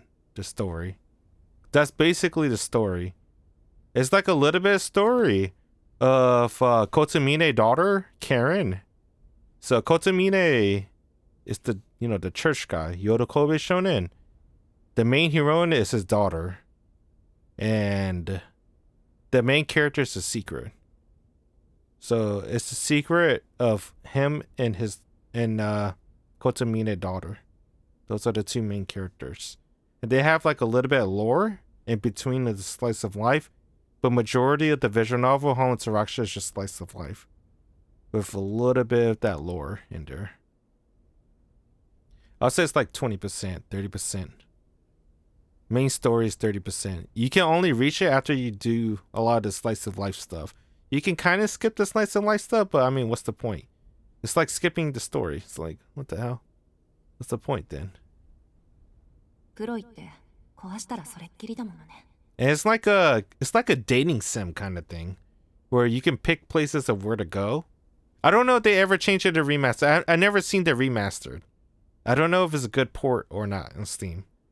But you can pick the places and stuff. It's like a dating sim game. Like the old school dating sims. It's kind of like that.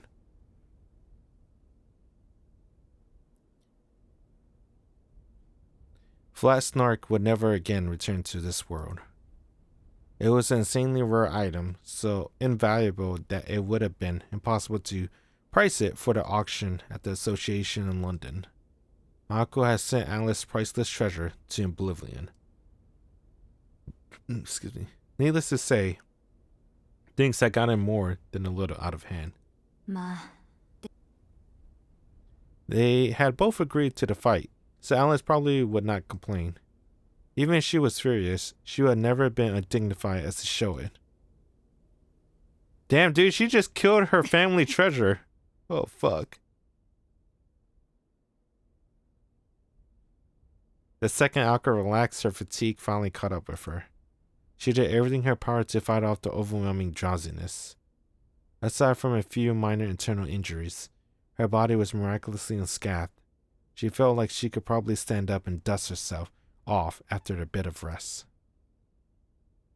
That was a really cool fight scene. That was the first official fight, right? In Witch of the Holy Night. I feel like Nasu's really fucking good at that, right?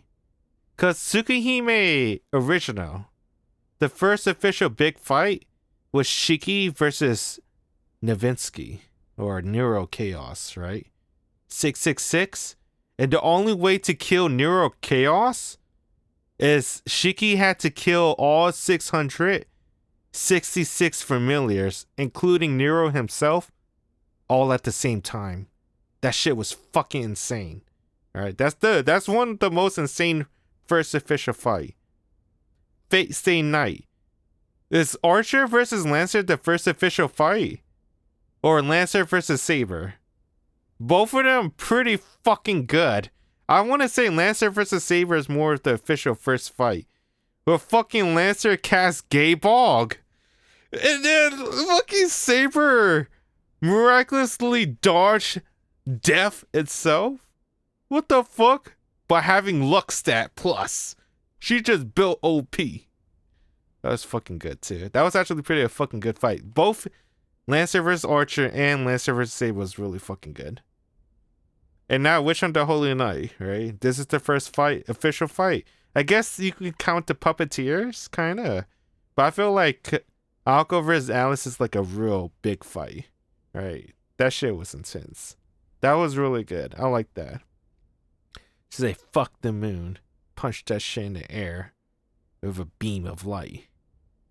And then Tsukihime remake is Vlog versus Arc. That one's really good too. Right? I don't know which one I like more, remake or original Tsukihime. I feel like I like Shiki versus 666. Shiki versus 666 is so fucking impressive if you really, really think about that shit. Aaliyah Vlov is a fucking ice monster. But 666 Nero, you have to kill everything at the same time.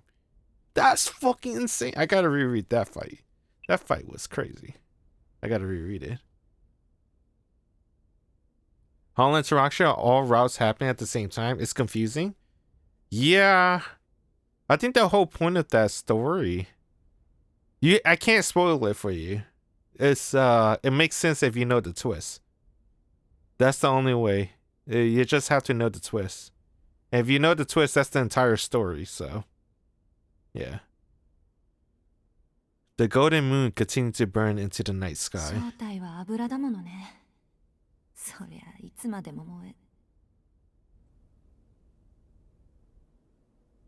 Ako's blurry eyes went wide in astonishment. She was still unable to lift a finger.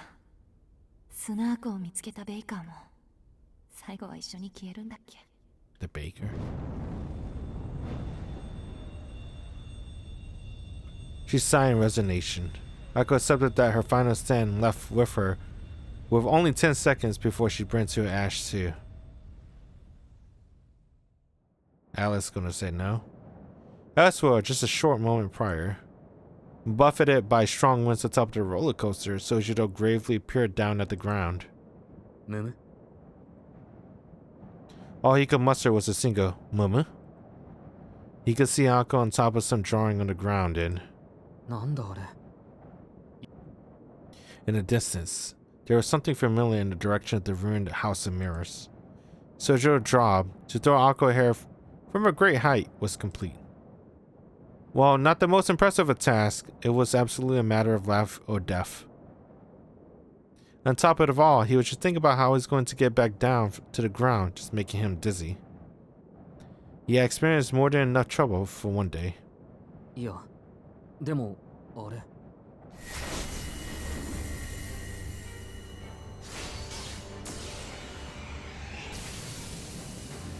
He was flustered as he stood atop of the swaying bridge. A skull suddenly appeared in the sky above. On the ground, he would see a circle of blue light with Ako Ozaki in the middle of it. And one more thing. From the angle that only Sojiro could see, a shadow stalked Ako when she challenged the moon. What the fuck is that? Oh, that's the doll? It was shaped like a person missing its lower half of the body. The disemboweled torso was slowly crawled its way towards Ako. It was still over 600 feet apart. Unfortunately for Ako, she completely failed to notice its approaching from behind. 遠くて見えないけど、あれは。 You're sure of what it was now. There was only one thing in the park that would chase Ako and not him. The puppet. いや、でも、ほら、あるいは、ひょっとして、ただの偶然ではないだろうか。 His mind ran in circles. It was a perfectly reasonable reaction. Any grip of reality he might have had left was long lost when Ako started firing beams of light at the monstrous moon.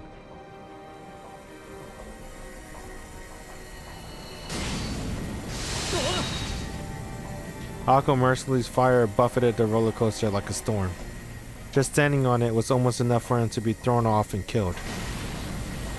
At any rate, Sojiro couldn't fathom the situation. Should he head back to the entrance of the roller coaster and warn Ako about the incoming threat? No, there was no way he would make it in time. And to make matters worse, there was a hoard of bread down there waiting for him. It may very well have been the case that Ako already aware of the puppet and would take it out as soon as it got close. If she was, Sojiro was sure he would only be in the way.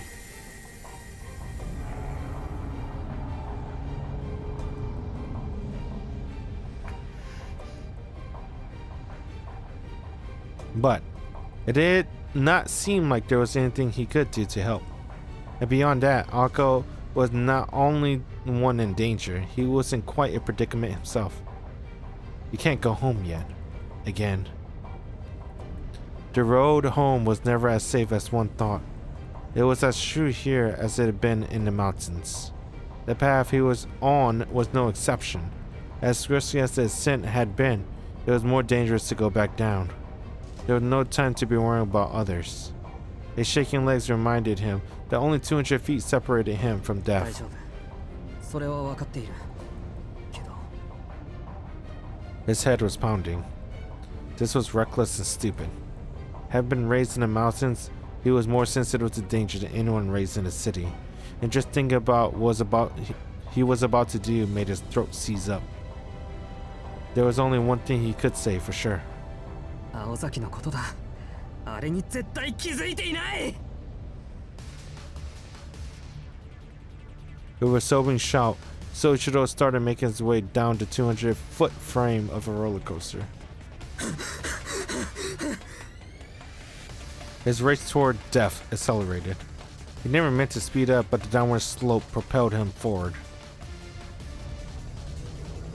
この、It was too late for regrets. Now he was running. He had no choice but to go even faster. Hey, this guy is just a mountain guy. Hey, this guy got stamina. And time was not on his side. He would never make it in time if he took the long way down. Never mind the bread bin, crowding the exit of the roller coasters.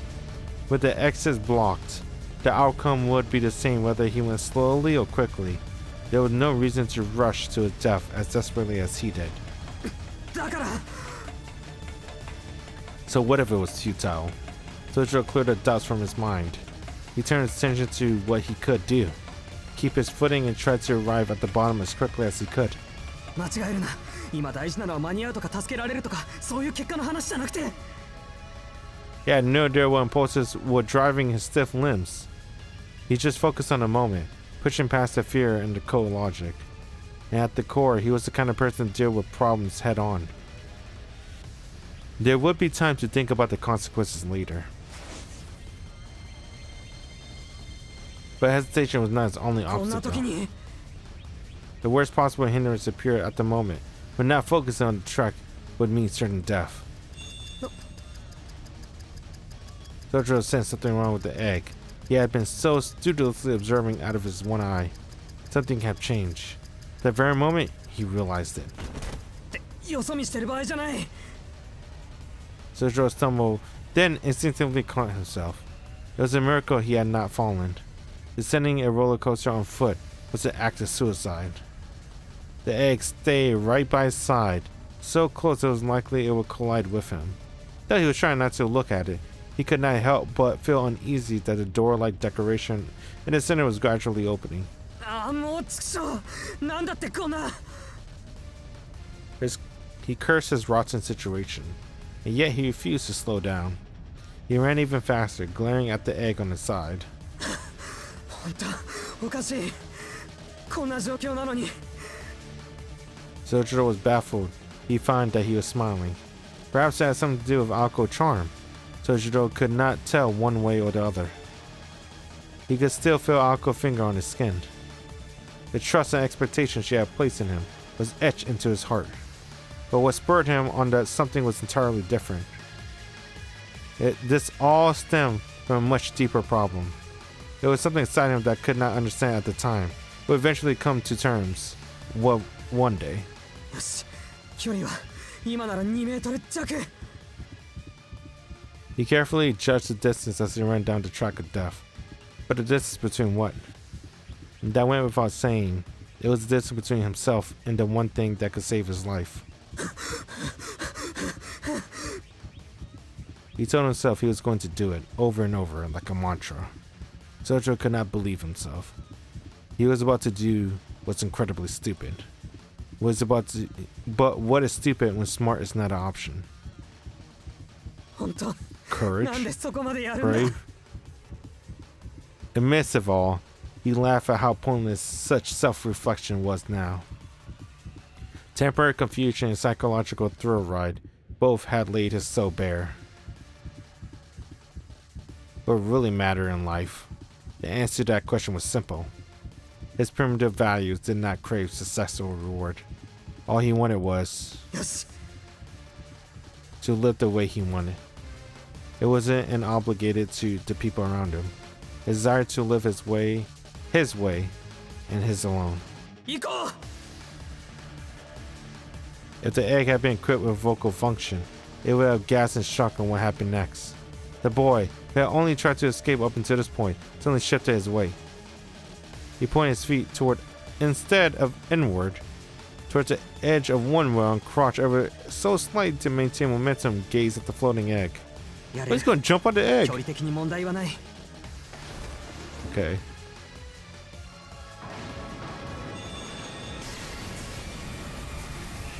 Okay. He soared through the night sky. It was a flight that lasted a mere 1.5 seconds. A cordless bungee jump 100 feet above ground. His destination? The egg. Not only did that he would stop his fall, the giant flying egg.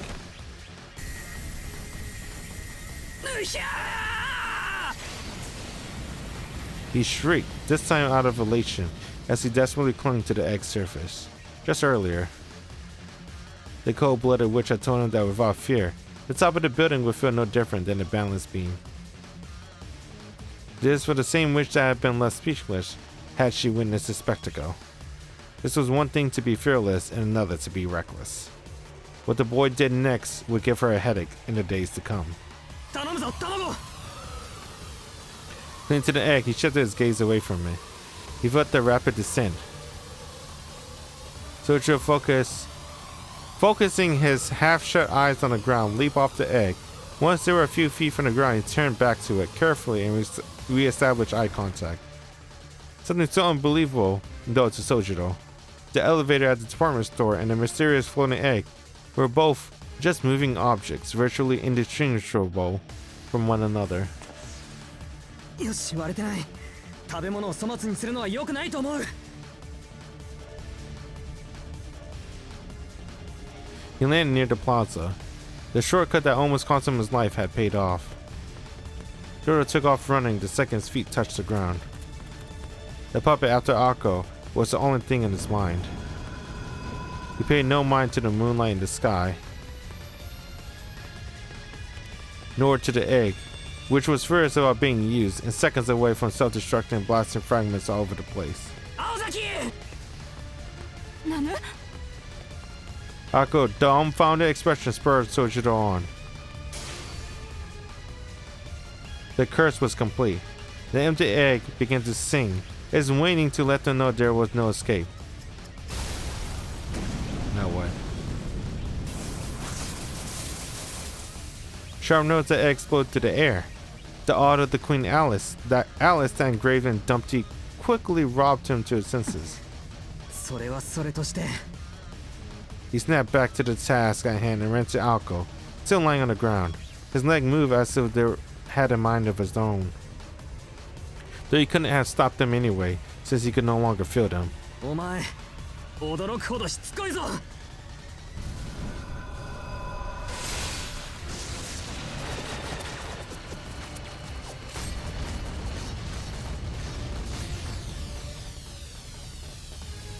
Yeah, just keep reading. I don't exactly know what Humpty Dumpty was supposed to do. The egg. Well, yeah.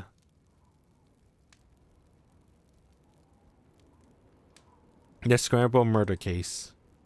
Piles of road became flowers of light blooming from the earth.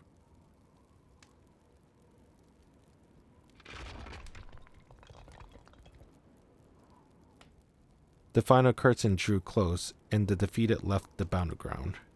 Had Alice Kawanji seen it happen, she would have been beside herself. The two had escaped by a hair's breadth.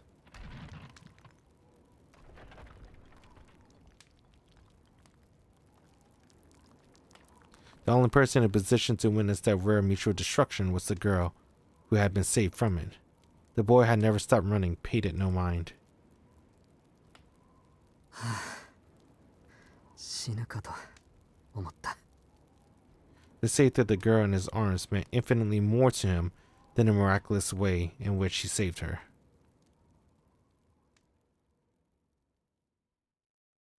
Damn. Puppet stopped. Alice stopped. The moon did not wait for dawn to set. The ornament texture of the fairy tale kingdom faded away. All the illusions returned to the way they were before. From the ostentatious chords reverberating through the streets, to the puppets welcoming the guests. Peace and quiet reigned once more. Over a forgotten kingdom, never to be awakened again. This is the only thing Alice can you attack? Really not. Oh, flickering the embers of a light night dream.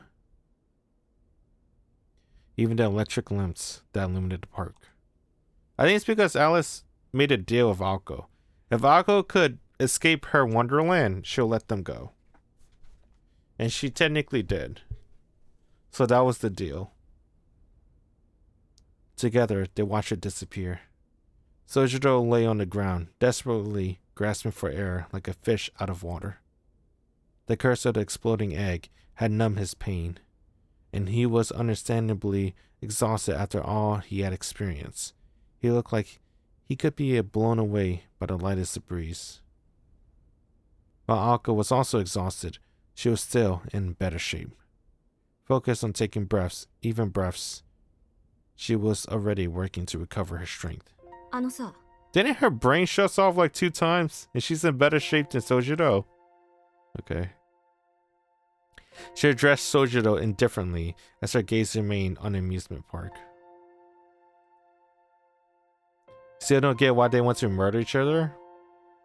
It's because they never really like each other in the first place. And Alice is more of a true mage than Alko. And Alko, she didn't like that Alko was grasping her two lives.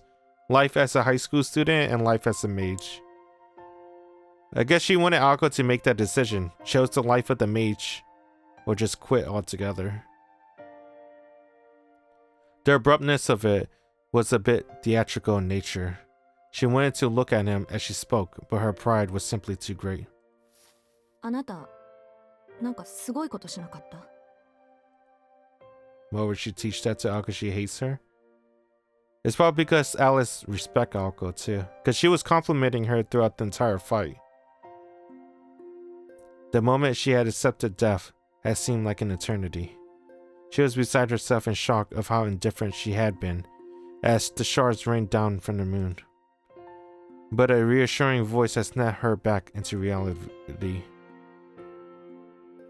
Why did he do it? What was he thinking? What a moronic thing had he done to pull it off? She had no answer for these questions, lying on the ground as she was. All she knew was that he had more than made up for his failures in the House of Mirrors, and then some, in those fateful final moments. She addressed him, hoping to find answers, but found herself unable to probe any further. To dig any deeper would feel like defeat, which is why it was so unlike her to ask him in the first place. Calling it his failure was crazy. I think she was still pissed at him for not distracting the puppet for like 3 minutes like she wanted. Luckily for her, Soichiro had neither capacity nor sensitivity to understand how egocentric she was being. すごいって、それは青崎の方だろ。He stuttered between labored breath. It was taking him so much effort just to breathe, so he could not address her properly. She watched him out of the corner of her eye. Thinking back on it, the boy had performed the same role each time. Each and every time, he did what he could in spite of his fickleness. It was far more admirable than her nearly suicidal tactic, even if she did defeat her opponent. He did not even recognize how extraordinary his last act of courage was. 提案、あいつをやっつけるのに協力したら、俺のことは見逃してくれる？ At the very least, he had the courage to keep trying whatever he could.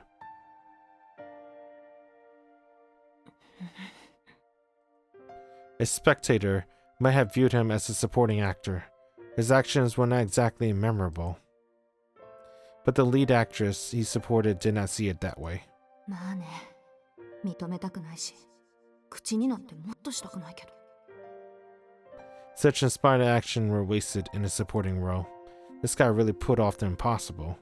It was so amazing that she wanted to shout it as loud as possible for possibly could for all the world to hear. That line was hard. 青崎？あんた、人畜無害のどうすぎると侮れないわ。All Aka could do was sigh. I do like this one, right? Oh, fuck. It's a good ass CG. After a good ass fucking one giant fight scene, they finally had peace. How could she not? Even she was forced to admit that the way he snatched her from the jaws of death was dashing. ま、評価甘めだけど。Truth be told, he was a lunatic for doing what he did. That's a good scene too.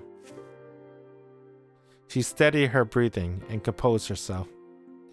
While she was in bad shape, she still had her pride as a mage to consider. That was why she felt a need to maintain an air of dignity. しずきくん、見逃すのは今日だけって話だったけど、あれ、なしでいいわ。Okay. とりあえず、命は助けてあげるから。She hastily extended her right hand. It was either to shake his or to help him up. However, Soichiro did not take her hand, but instead stood up on his own. This night, despite the sheer insanity that he has just experienced, His face had not once looked as incredulous as it did now. 何そのリアクションは。 She stammered, worried that she had deeply embarrassed herself. Such her gaze was fixed upon Ako. A problem was dawned on Ako. Though she normally hated being stared at, this time she did not mind. Rather, she was enjoying the warmth of his eyes, and felt like it was something she could almost come to appreciate. Don't you get it? This isn't just about friendship. And I didn't mean he only likes you either. Believe me, when I say that, Sonoji. Really, Sonoji. The conversation came rushing back. It was a memory better left forgotten. いかん、それは違う。 Pushing Toby modern words out of her mind, Hako turned to Sojiro. それとこれは別だから。私はあんたのこととか、ほんとどうでもいいんだから。 Oh man, classic tsundere. Tsundere. Puzzled, Sojiro tilted his head. さっき嫌いだって言われたけど。 He responded matter-of-factly to her sudden declaration. She certainly had pointed that out, into his face no less. It had mere figures of speech that he was not meant to take literally, but now was not the time to belabor the point. そうじゃなくて、あなたが私に惚れてても期待しないでって言ってるの。 Yet, belabor she did anyway. Ako blushed slightly, realizing how inane? Inane? I never heard of that word. She was being. Inane? Is it meaning like she knows she's being an asshole? Or anally? She's being an asshole, anally, whatever. Another word for that.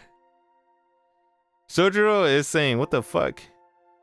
I wonder what he wanted to say to her. But she kind of, I don't know, switched the topic. She wondered how she ended up in this position. And yet, she knew that she had to get this off her chest. All that was left was to politely wait for his response. Lacking in sense? That's what inane mean. Lacking in sense. I can't date you. Such heartbreaking, painful words were too much for a simple boy to hear. Her shoulders slumped as if the word was coming to an end. Or so Ako had imagined. On the contrary, Sojiro was sitting there in deep thought. 俺が青崎に惚れてるって？ Oh, oh shit. Sojiro murmured the words as if they were the magic spell. He's gonna clarify things. She shot right back with the affirmative. You got the wrong idea, Ako. After a moment of deep contemplation, the boy turned to the expectant girl and said, なんで？ I like that. Nice. He had to be joking, but he was not. He was completely serious. He liked her, but he didn't like her like that. I wonder why Nasu did this. It's kind of fucked up to me. I don't know. Of course, the vice president had jumped to a conclusion. This boy had no interest in romance. He probably didn't even know what that was. I guess I gotta see the ending. She was incredibly embarrassed by how confused Sojiro still appeared to be. Her rosy complexion spread throughout her entire body. うん。もう一度聞くけど、なんで？ そりゃこっちが聞きたいわよ。飛び丸の大バカ野郎。 Just like that, she had lost her cool and given to an unjustifiable outburst. You don't get why he has any affection for her at all, to be honest, romantic or otherwise. Well, I know why. He likes the way he does with Ako. He respects her. She's the first one to show him the way of city life.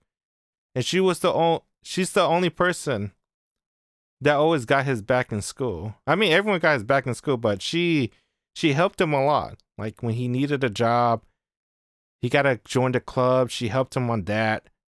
She helped him a lot. It was time to seal off the area and destroy all evidence. Ako's embarrassment devolved into sheer panic, and her grudge against Tobimaru suddenly manifested as criminal assault. Excuse me. She lashed out with a punch that could have taken down a bird mid-flight. More specifically, it was a brutal right hook. Ako blinked. Her blow had connected with something solid, snapping her out of her reverie. Her temper had been lashed out at completely defenseless Sojiro, which had been splendid. It had been a splendid blow with all her weight behind it. Knock him out cold. Damn, he died. He died. Sojiro groaned, crumbling to the ground. Her punch finished the job that the curse had started.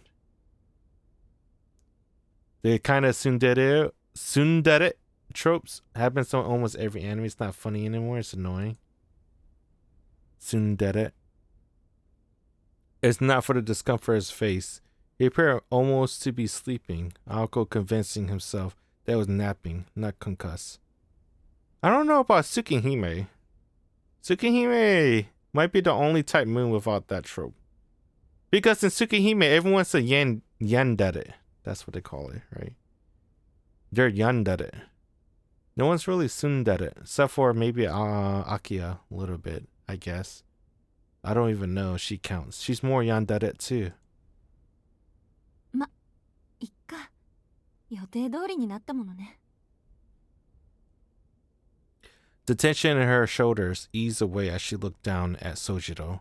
A ton had gotten in her way over the course of today, but the days were safe for now.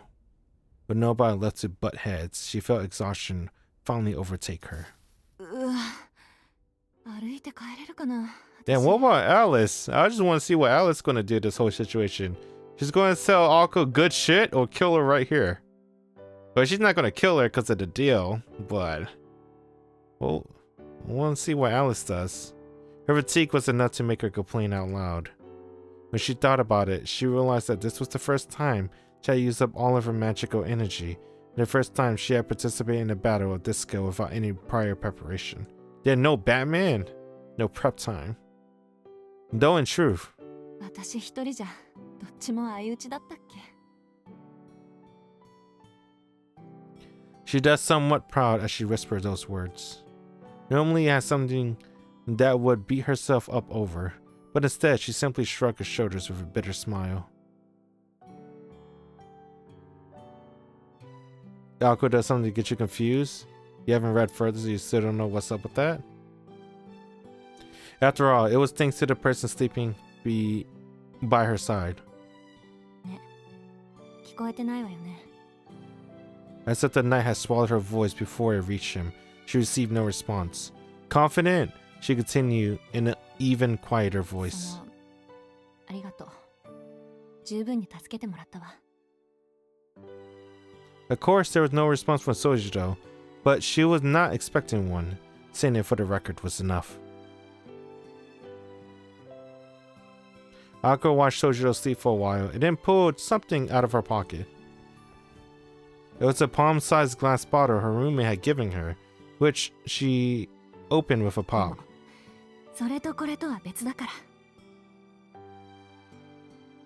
Leaving behind words colder than the winter chill at night, she called out his name. She barely sensed the bottle moving. As the silhouette of the fallen boy appeared to be a blur, she got the feeling that the weight of the bottle had increased slightly.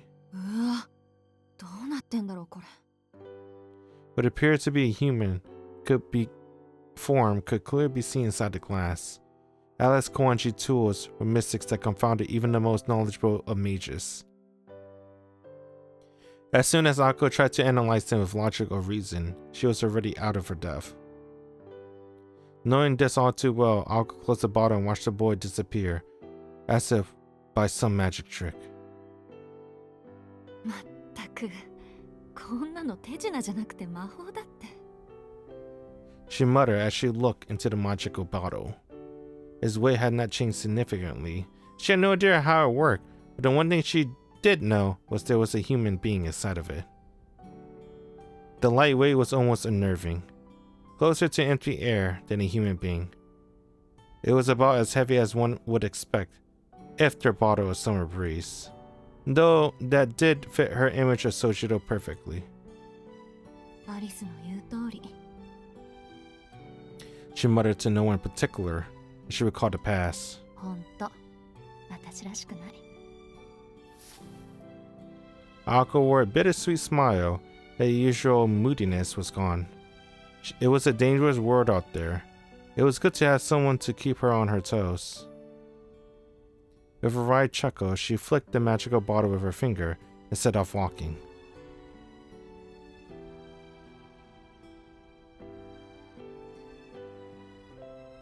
Oh, everything's still turned on.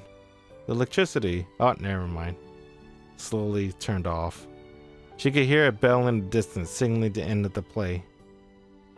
If ephemeral dream gave way to reality, in the grand scheme of things, it had been but an instant. As the actor exited stage left, the last of the lights silently flickered out. And so, the long-dead amusement park played its final role, as a memory for a boy and a girl. And another girl, Alice. GG's? Oh shit. Like a dog. Oh man. Dang man, 3 hours. That was a good one. Oh, boy, girl, and Alice. Alice in Wonderland. Oh, that was good. That was a really good one, right? That was good. Good chapter.